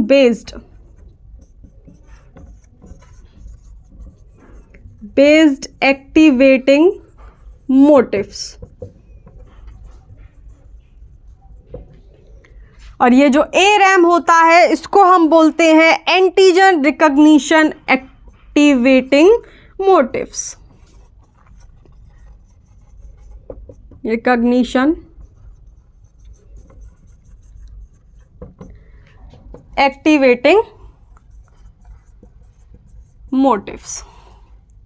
तो CD3 समझ में आया कि बहुत सारे जो मल्टीपल टायरोसिन रेसिड्यूज इस CD3 कॉम्प्लेक्स के साइटोसोलिक टेल में प्रेजेंट होते हैं, उनको नाम दिया जाता है ITAM एंड ARAM। ITAM मतलब immunoreceptor tyrosine based activating motifs and ARAM का मतलब होता है एंटीजन रिकॉग्निशन एक्टिवेटिंग मोटिव्स।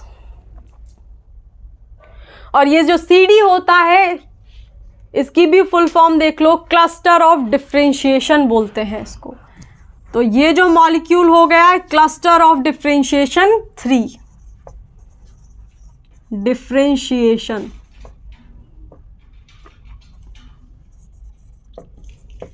ठीक है, तो ये हो गया हमारा टी सेल पर प्रेजेंट सेकेंड मॉलिक्यूल। अब तीसरे की बात कर देते हैं, जो कि को रिसेप्टर्स होते हैं। और पहले भी हमने देखा था कि 2 को रिसेप्टर्स प्रेजेंट होते हैं, मतलब अलग अलग टी सेल पर। अगर हम हेल्पर टी सेल की बात करें, तो हेल्पर टी सेल के सरफेस पर जो को रिसेप्टर प्रेजेंट होता है, वो को रिसेप्टर होता है हमारा CD4। और अगर हम बात करें साइटोटॉक्सिक किलर सेल के सरफेस पर जो को रिसेप्टर प्रेजेंट होता है, वो होता है हमारा CD8 मॉलिक्यूल। तो अब तीसरे मॉलिक्यूल की बात करते हैं, जो कि है को रिसेप्टर्स। ये देखेंगे हम लोग कि इन को रिसेप्टर्स का स्ट्रक्चर क्या होता है, कौन सा होमोडाइमर होता है, कौन सा हेट्रोडाइमर होता है, या फिर किसी में कोई सिंगल पॉलीपेप्टाइड चेन तो नहीं प्रेजेंट है, और इनका काम क्या होता है को रिसेप्टर्स का, यानी ये किस मॉलिक्यूल से एंटीजन प्रेजेंटिंग सेल के सरफेस पर जो प्रेजेंट होगा उससे इंटरेक्ट करते हैं।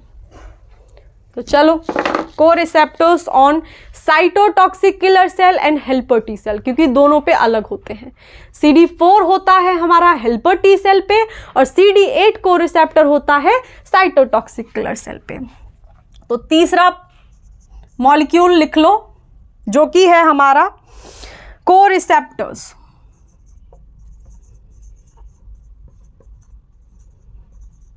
On helper T cell and cytotoxic killer cell. ये जो हमारे को रिसेप्टर्स होते हैं, ये टी सेल के एक्टिवेशन के लिए ज़रूरी हैं। मैंने एक और बार बताई थी आपको ये बात कि जो MSC के स्पेसिफिक पोर्शंस होते हैं, इन को रिसेप्टर्स के साथ इंटरेक्ट करते हैं, मतलब ये दूसरा इंटरेक्शन होता है जो कि ज़रूरी होता है टी सेल के एक्टिवेशन के लिए। तो पहला पॉइंट वही है कि ये जो को रिसेप्टर्स होते हैं, ये ज़रूरी होते हैं टी सेल के एक्टिवेशन के लिए। Like they are important for what? For T cell activation. ठीक है।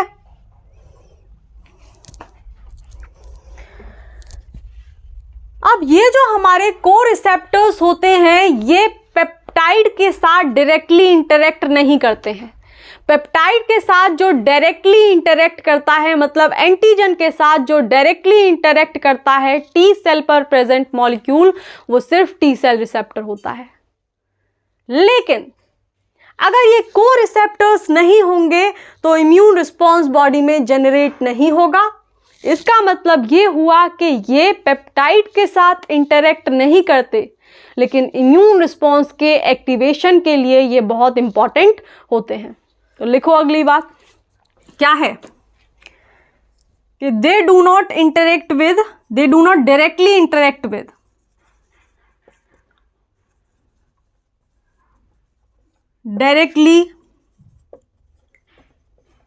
इंटरेक्ट विद एंटीजन, लेकिन टी सेल एक्टिवेशन को ये भी मीडिएट करते हैं। टी सेल एक्टिवेशन, ठीक है।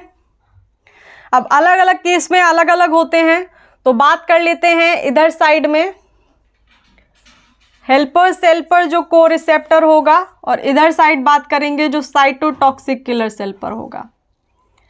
तो जो हेल्पर सेल पर CD4 कोरिसेप्टर होता है, इधर लिखो, इधर होगा CD4 और इधर प्रेजेंट होता है CD8 कोरिसेप्टर, ठीक है। तो ये जो CD4 कोरिसेप्टर होता है ये एक सिंगल पॉलीपेप्टाइड की चेन होती है जिसमें बहुत सारे रेसिड्यूज प्रेजेंट होते हैं। लेकिन ये जो हमारा साइटोटॉक्सिक किलर सेल पर CD8 कोरिसेप्टर है ये हेट्रोडाइमर होता है।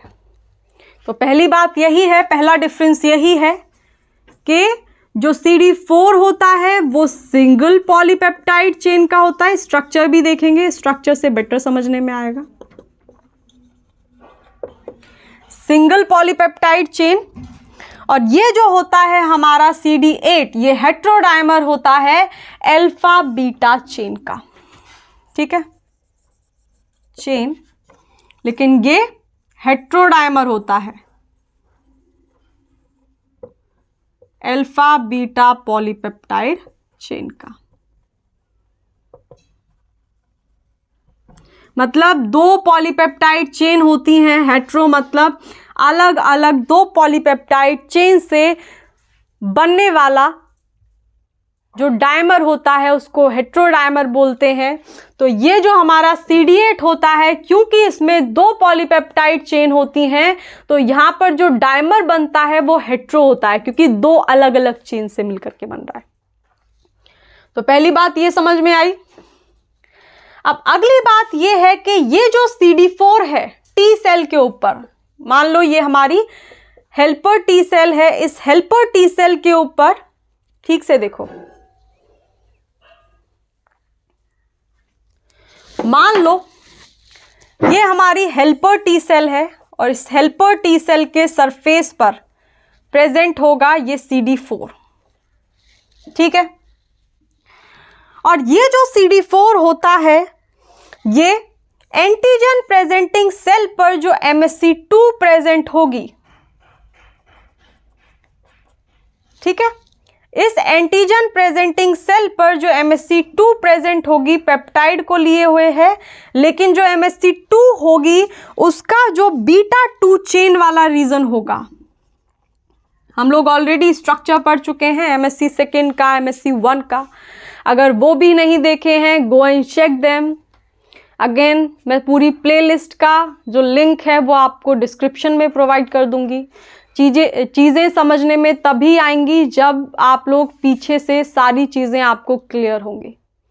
तो अब यहाँ पर MSC2 का स्ट्रक्चर आप लोग वहाँ जा कर के देख लीजिए क्योंकि ज़रूरत पड़ रही है। तो MSC2 के स्ट्रक्चर में जो बीटा 2 रीजन होता है, वो जो बीटा 2 रीजन है वो इंटरेक्ट करता है इस टी हेल्पर सेल के CD4 को रिसेप्टर के साथ, ठीक है। तो वैसे ही इधर होता होगा। अब इधर कौन सी सेल होगी? Cytotoxic killer cell. और इस साइटोटॉक्सिक किलर सेल के सरफेस पर प्रेजेंट है CD8। मान लो ये APC है, और क्योंकि यहाँ पर साइटोटॉक्सिक किलर सेल है तो ये APC कौन से वाले ग्लाइकोप्रोटीन को लेकर के घूम रही होगी? MSC1 को, पेप्टाइड के साथ। अब क्या होगा इस MSC1 का जो alpha-3 रीजन है, कौन सा? alpha-3 रीजन इस CD8 को रिसेप्टर के साथ इंटरेक्ट करेगा। तो MSC2 का β2 रीजन इस CD4 के साथ इंटरेक्ट करता है, हेल्पर टी सेल के। और जो MSC1 का alpha-3 रीजन है वो साइटोटॉक्सिक किलर सेल के CD8 को रिसेप्टर के साथ इंटरेक्ट करता है। लिख लो ये बात, समझ में तो आई होगी।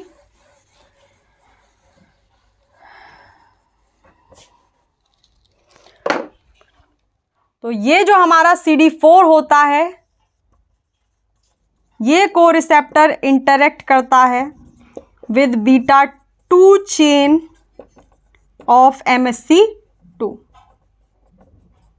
ठीक है। वहीं अगर हम इस CD8 की बात करें तो ये इंटरेक्ट करता है alpha-3 चेन,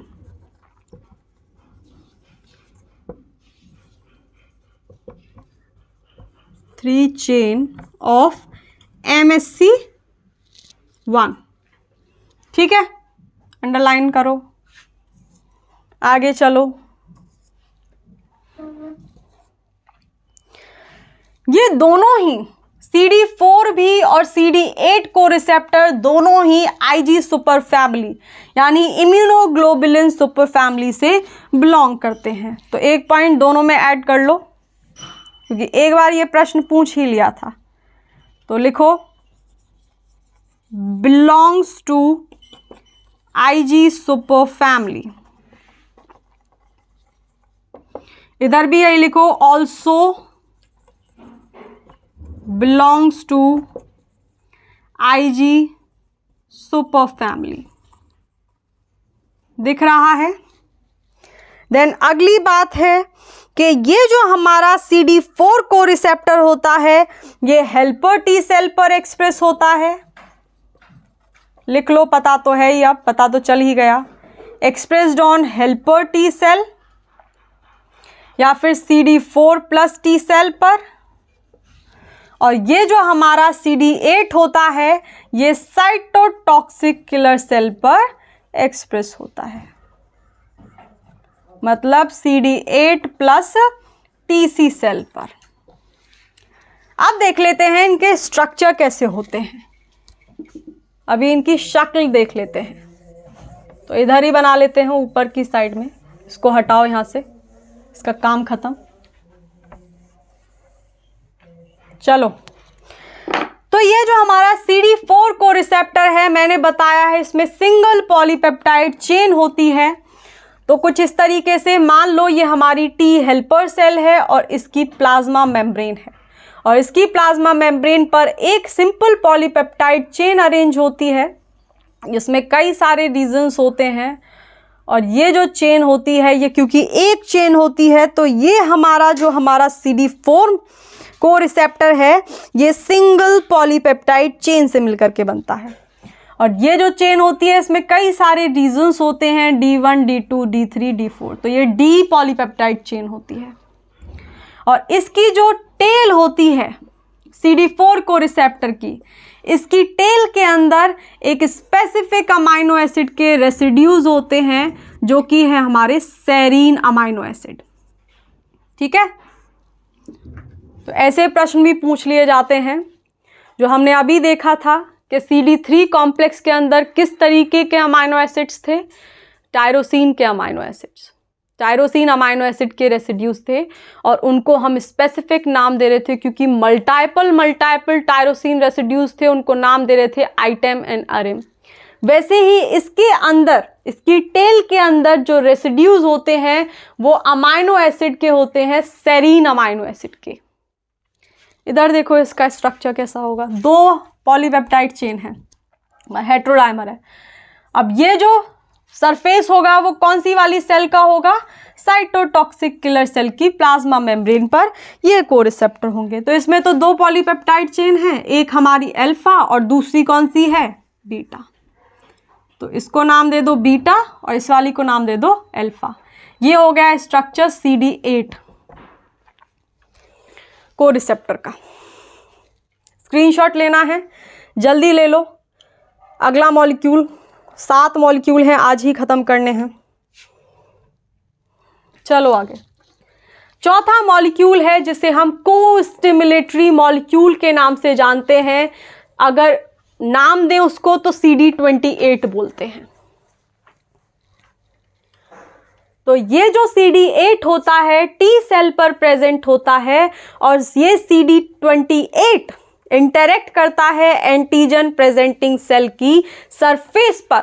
एक मॉलिक्यूल प्रेजेंट होता है जिसको नाम देते हैं CD80/86। और काम क्या करता होगा देखते चलो, इंटरेक्शन कैसा होता होगा देखते चलो। तो चौथा मॉलिक्यूल है को स्टिमुलेटरी मॉलिक्यूल।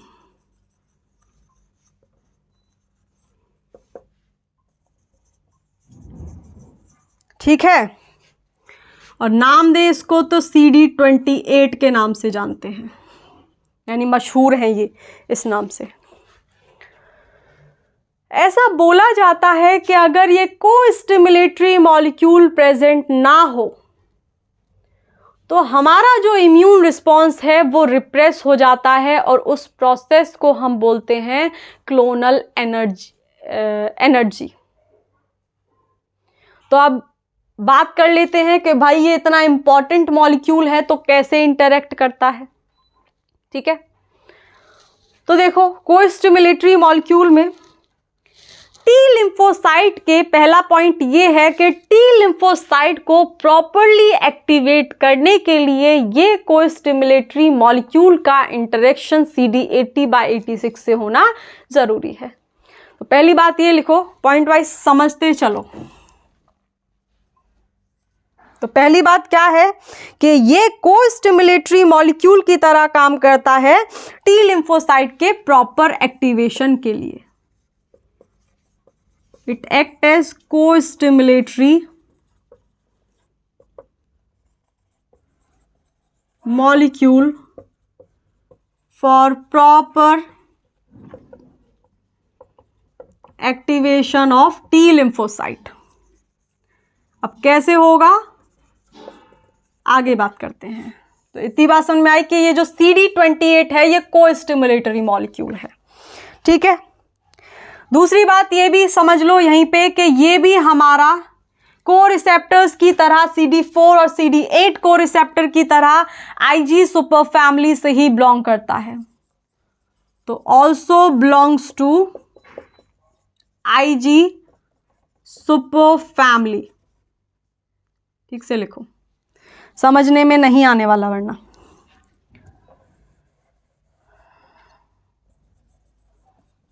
देखो अब होगा क्या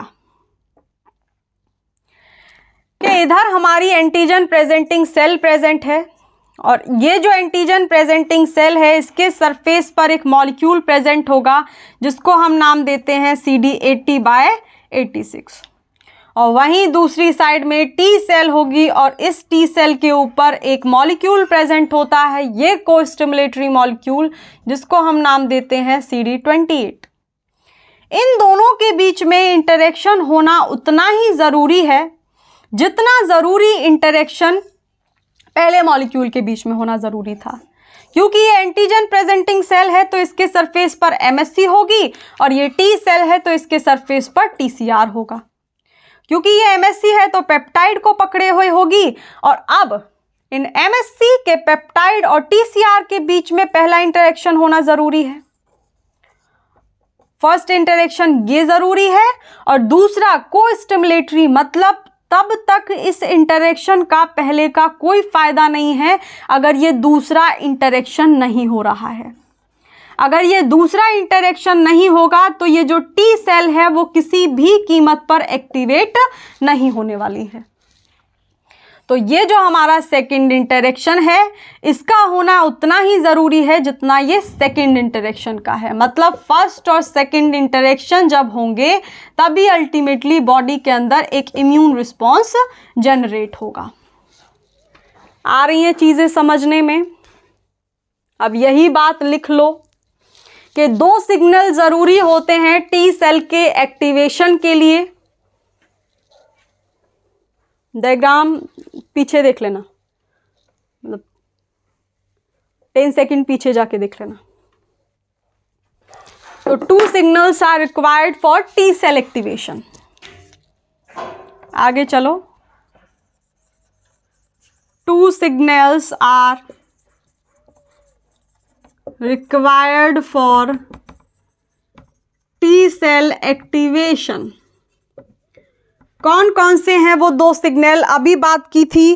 पहला जो मेन सिग्नल होगा, ए नाम दो उसको। फर्स्ट जो मेन सिग्नल होगा वो भी होना ज़रूरी है, जो कि TCR और MSC के पेप्टाइड के बीच में हो रहा था। TCR and MSC peptide interaction,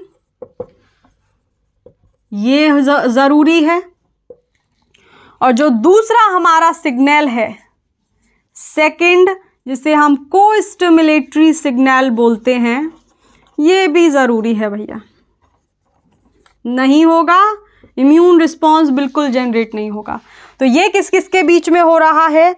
ये CD28 एंड CD80/86। तो ये प्रेजेंट है APC के ऊपर और ये प्रेजेंट है हमारा टी सेल के ऊपर। लिख लो, स्क्रीनशॉट ले लो, स्नैपशॉट ले लो। अब आगे चलो जल्दी। अगर ये को स्टिमुलेटरी सिग्नल ना हो तो जो टी सेल है ये रिस्पॉन्स इनहिबिट हो जाता है और इसी प्रोसेस को हम नाम देते हैं टी सेल एनर्जी और क्लोनल एनर्जी। इसके बारे में भी पूछ लिया जाता है कि भाई अगर को स्टिमुलेटरी सिग्नल काम नहीं कर रहा है तो उस केस में जो टी सेल का एक्टिवेशन होने से रोका जाएगा, उस प्रोसेस को क्या नाम देते हैं? तो उस प्रोसेस को हम बोलते हैं टी सेल एनर्जी और क्लोनल एनर्जी। लिखो, तो एब्सेंस ऑफ को स्टिमुलेटरी सिग्नल इनहिबिट, किसको इनहिबिट कर रहा है? टी सेल के एक्टिवेशन को। और जब ये टी सेल का एक्टिवेशन रुक जाएगा तो इस प्रोसेस को हम नाम देते हैं एंड इज नोन एज क्या बोलते हैं इसको? T cell anergy. वो वाली एनर्जी नहीं, ई वाली नहीं, ए वाली एनर्जी। और दूसरा नाम है इसका क्लोनल, फिर से एनर्जी। अब वो ऊर्जा वाली नहीं, ये वाली एनर्जी, ए वाली। तो अगर बॉडी के अंदर, होस्ट के अंदर कोई भी को स्टिमुलेटरी सिग्नल नहीं है, लिखो ये वाली बात भी कि अगर कोई को स्टिमुलेटरी सिग्नल नहीं है तो जो इम्यून रिस्पॉन्स जनरेट होगा वो जनरेट होगा week immune response. Week immune response generate होगा। और वहीं पर अगर स्ट्रॉन्ग को स्टिमुलेटरी सिग्नल है, मतलब CD28 और CD80/86 बहुत जोर से चिपक गए फेविक्विक से, उस केस में क्या होगा? उस केस में स्ट्रॉन्ग इम्यून रिस्पॉन्स जनरेट होगा। तो अगर स्ट्रॉन्ग को स्टिमुलेटरी सिग्नल है तो इस केस में जो रिस्पॉन्स होगा वो रिस्पॉन्स हमारा स्ट्रॉन्ग इम्यून रिस्पॉन्स होगा। इतनी बात समझ में आई? तो ये बात थी हमारी को स्टिमुलेटरी मॉलिक्यूल के बारे में, CD28 के बारे में। बिना टाइम वेस्ट किए आगे वाला देखो। फिफ्थ मॉलिक्यूल जो कि है CTLA4, और ये जो CTLA4 है इसका घर का नाम है CD152।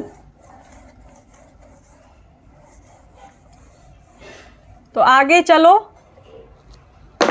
पांचवा मॉलिक्यूल जो कि है CD152 या फिर CTLA4।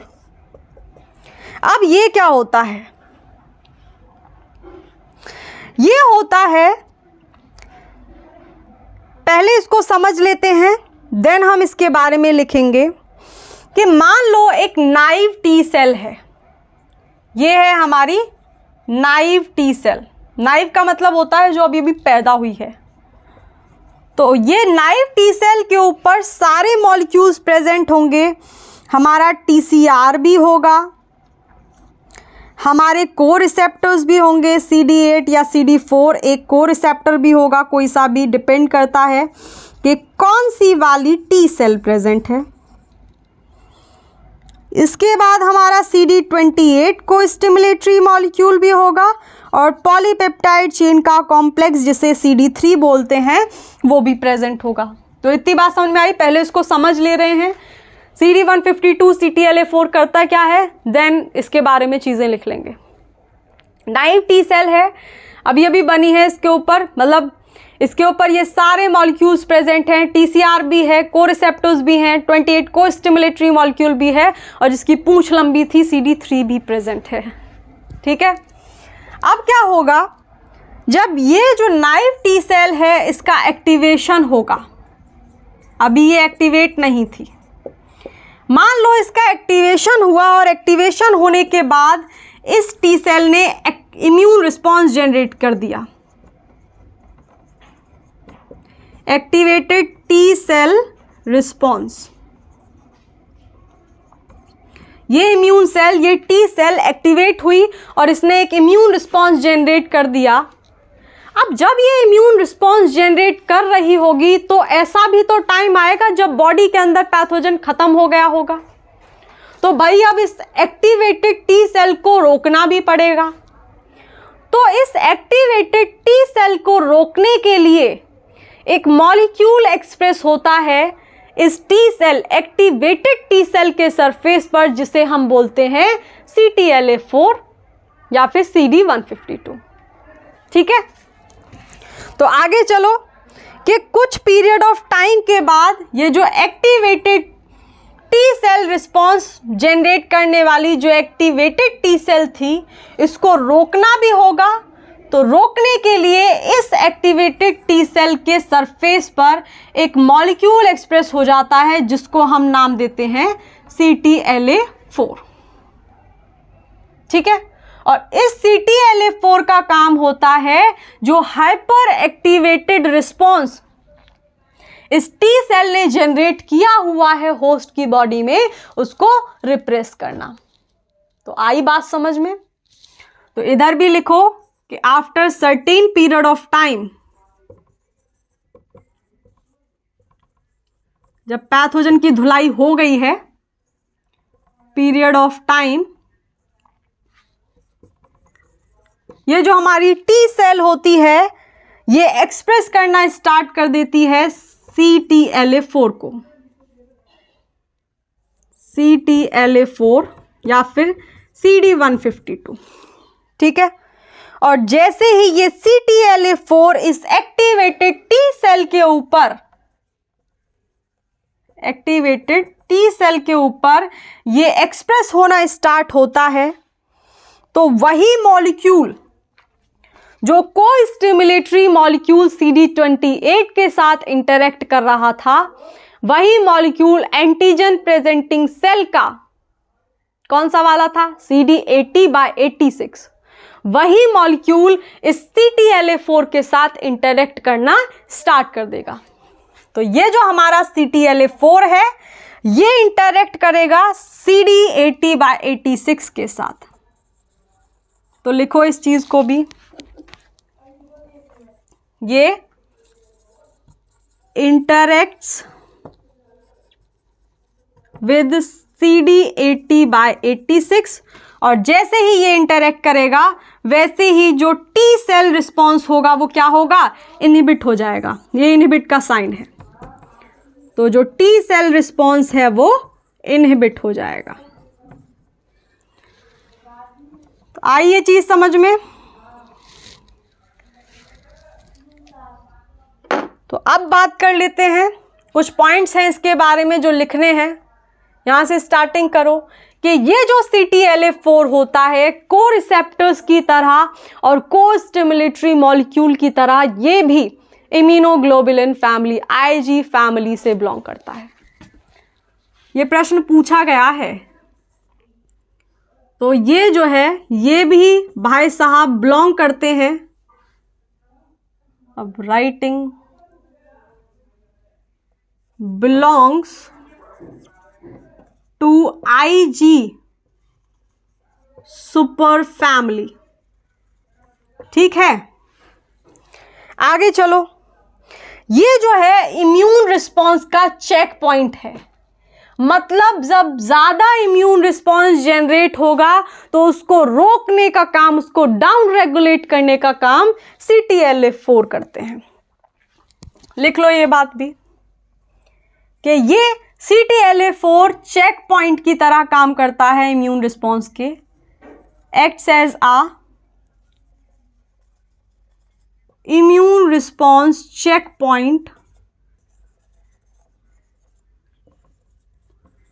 And down regulate the immune response, या फिर down regulate the T cell activation, down regulates immune response. ठीक है, इसको हटा देते हैं। ये स्ट्रक्चर में बिल्कुल सिमिलर होता है CD28 की तरह, यानी ये CTLA4 CD8 की तरह बिल्कुल CD8 की शक्ल का होता है, तभी CD8/86 के साथ ये इंटरेक्ट करता है। तो ये बात भी लिखो। कौन सी बात? कि ये स्ट्रक्चरली सिमिलर होता है to CD8 molecule. Structurally similar to CD8 नहीं, CD28 था वो, राइट, को स्टिमुलेटरी मॉलिक्यूल इसके साथ। और अगली बात, लास्ट बात, कि ये हाइपर एक्टिवेटेड जो रिस्पॉन्स होता है उस हाइपर एक्टिवेटेड रिस्पॉन्स को रिप्रेस करता है। तो इसका काम क्या है? इसका काम है कि ये एक्सप्रेस होता है जब activated T cell already pathogen को खत्म कर चुकी होती है, उस वक्त ये एक्सप्रेस होता है टी सेल के सरफेस पर, और वहां काम क्या करता है? वहां पर वो जो hyper activated T cell response होता है उसको रिप्रेस कर देता है।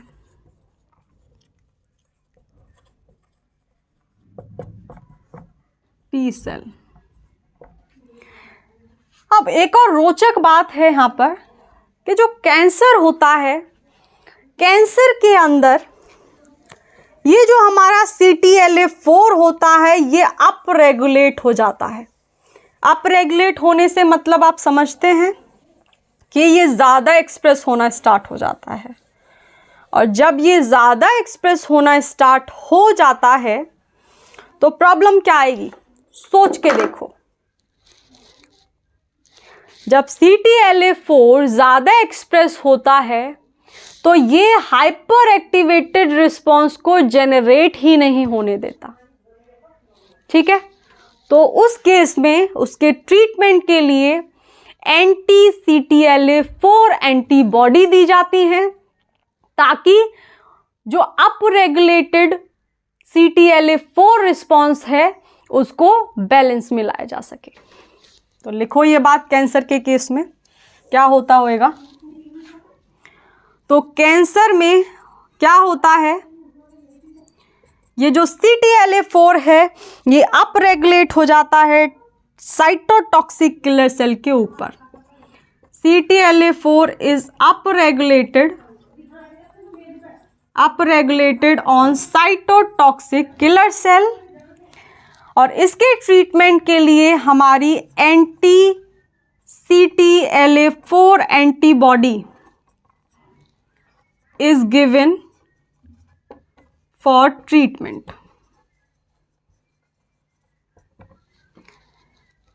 तो ये हो गया हमारा 5वां molecule. If you want to take this screenshot then take it. आगे बढ़ते हैं 6ठे मॉलिक्यूल की तरफ, जो कि है CD40 लिगांड, CD40L। तो ये है हमारा 6ठा मॉलिक्यूल।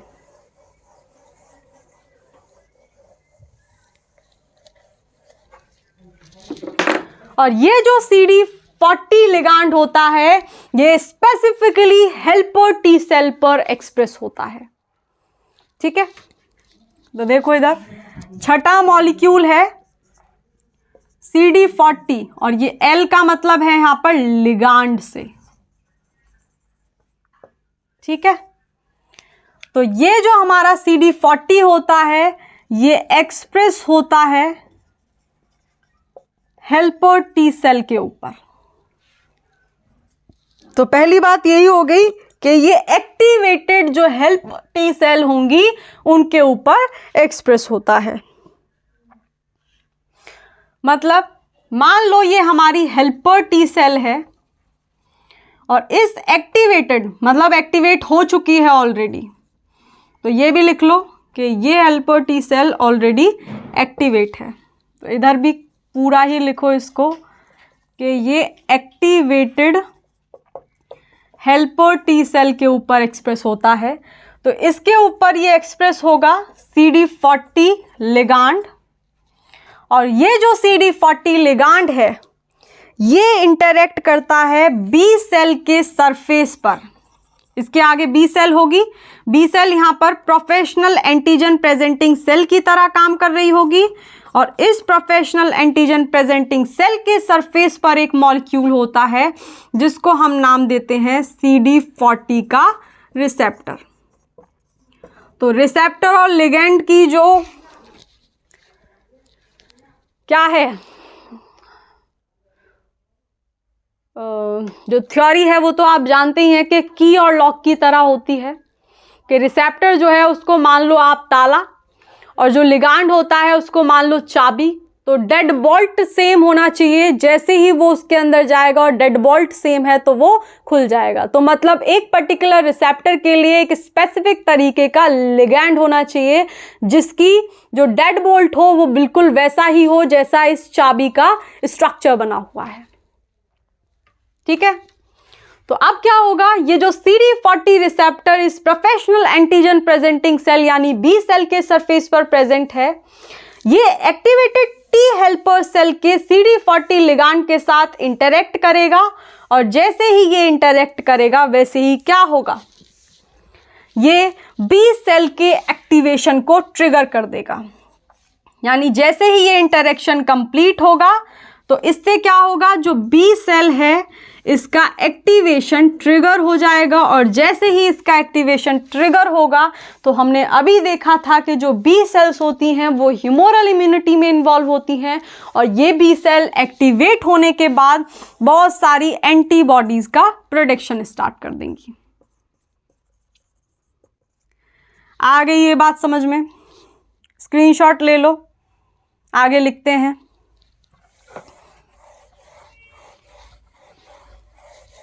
चलो अब तो ये जो हमारा CD40 लिगांड है ये CD40 रिसेप्टर के साथ इंटरेक्ट करता है, तो ये interacts with CD40 receptor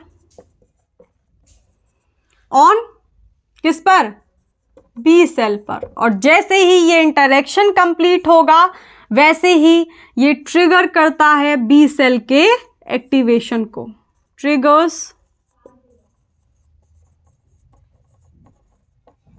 B cell activation. तो ये हो गया हमारा CD40 लिगांड के बारे में। एक लास्ट 7वां मॉलिक्यूल बचता है जो टी सेल के सरफेस पर एक्सप्रेस होता है, जिसको हम नाम देते हैं क्या, CD25। उसको देखो,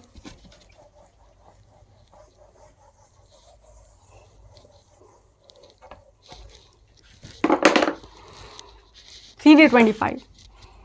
तो ये 7वां मॉलिक्यूल है और लास्ट। तो ये जो हमारा CD25 होता है, ये भी टी सेल के सरफेस पर ही एक्सप्रेस होता है। मान लो ये टी सेल है और इसके सरफेस पर ये CD25 प्रेजेंट हो, तो अब क्या होगा? तो पहली बात यही लिखो कि ये हमारा टी सेल पर एक्सप्रेस होता है, और दूसरी बात, इसको दूसरे नाम से भी जाना जाता है, जो कि हम बोलते हैं IL-2 रिसेप्टर अल्फा चेन। तो also known as IL-2 receptor alpha chain, यानी इस भाई साहब का दूसरा नाम ये है। ठीक है, और ये क्या करता है, जैसे ही ये टी सेल एक्टिवेट होती है, ये T cell, helper T cell, हमारे बहुत सारे साइटोकाइंस को सिक्रीट करती है, और उस साइटोकाइन में एक साइटोकाइन होता है IL-2। तो ये जो IL-2 होगा, ये जाकर के इस पर बाइंड कर जाएगा, इसी टी सेल के द्वारा ये सिक्रीट किया गया था साइटोकाइन, और जैसे ये टी सेल के CD25 रिसेप्टर पर जाकर के बाइंड करेगा, वैसे ही ये जो टी सेल है ये प्रोलिफरेट करेगी, इसका एक्सपेंशन होगा, एंड देन ये एक्टिवेट हो जाएगी। तो आई ये वाली बात समझ में? हुआ क्या है? हुआ ये है कि ये जो हमारा CD25 मॉलिक्यूल है, जिसको हम IL-2 रिसेप्टर अल्फा चेन भी बोलते हैं, ये इसकी प्लाज्मा मेम्ब्रेन पर एक्सप्रेस होगा, और जब ये टी सेल थोड़ा बहुत, मतलब जब ये टी सेल का इंटरेक्शन होगा पैथोजन के साथ, वैसे ही ये टी सेल एक्टिवेट होगी, एंड देन ये साइटोकाइंस को प्रोड्यूस करेगी, और वो जो साइटोकाइन प्रोड्यूस होंगे उनमें एक स्पेसिफिक साइटोकाइन होगा जिसको IL-2 बोलते हैं, और ये जो IL-2 होगा ये CD25 रिसेप्टर पर जाकर के बाइंड करेगा, वही ताले चाबी वाला हिसाब हो जाएगा, और जैसे ही ये बाइंड करेगा वैसे ही इस टी सेल का एक्टिवेशन हो जाएगा, एक्सपेंशन हो जाएगा, और ये प्रोलिफरेट करना स्टार्ट कर देगी, यानी एक टी सेल से अनेकों अनेक टी सेल। ठीक है, लिख लो ये वाली लास्ट वाली बात कि ये जो हमारा CD25 है ये इंटरेक्ट करता है, interacts with IL-2 for what? For T cell activation, इसके एक्सपेंशन के लिए, और ज़्यादा से ज़्यादा अनेकों अनेक नंबर में प्रोलिफरेट करने के लिए, तो प्रोलिफरेशन। तो ये था हमारा 7th मॉलिक्यूल,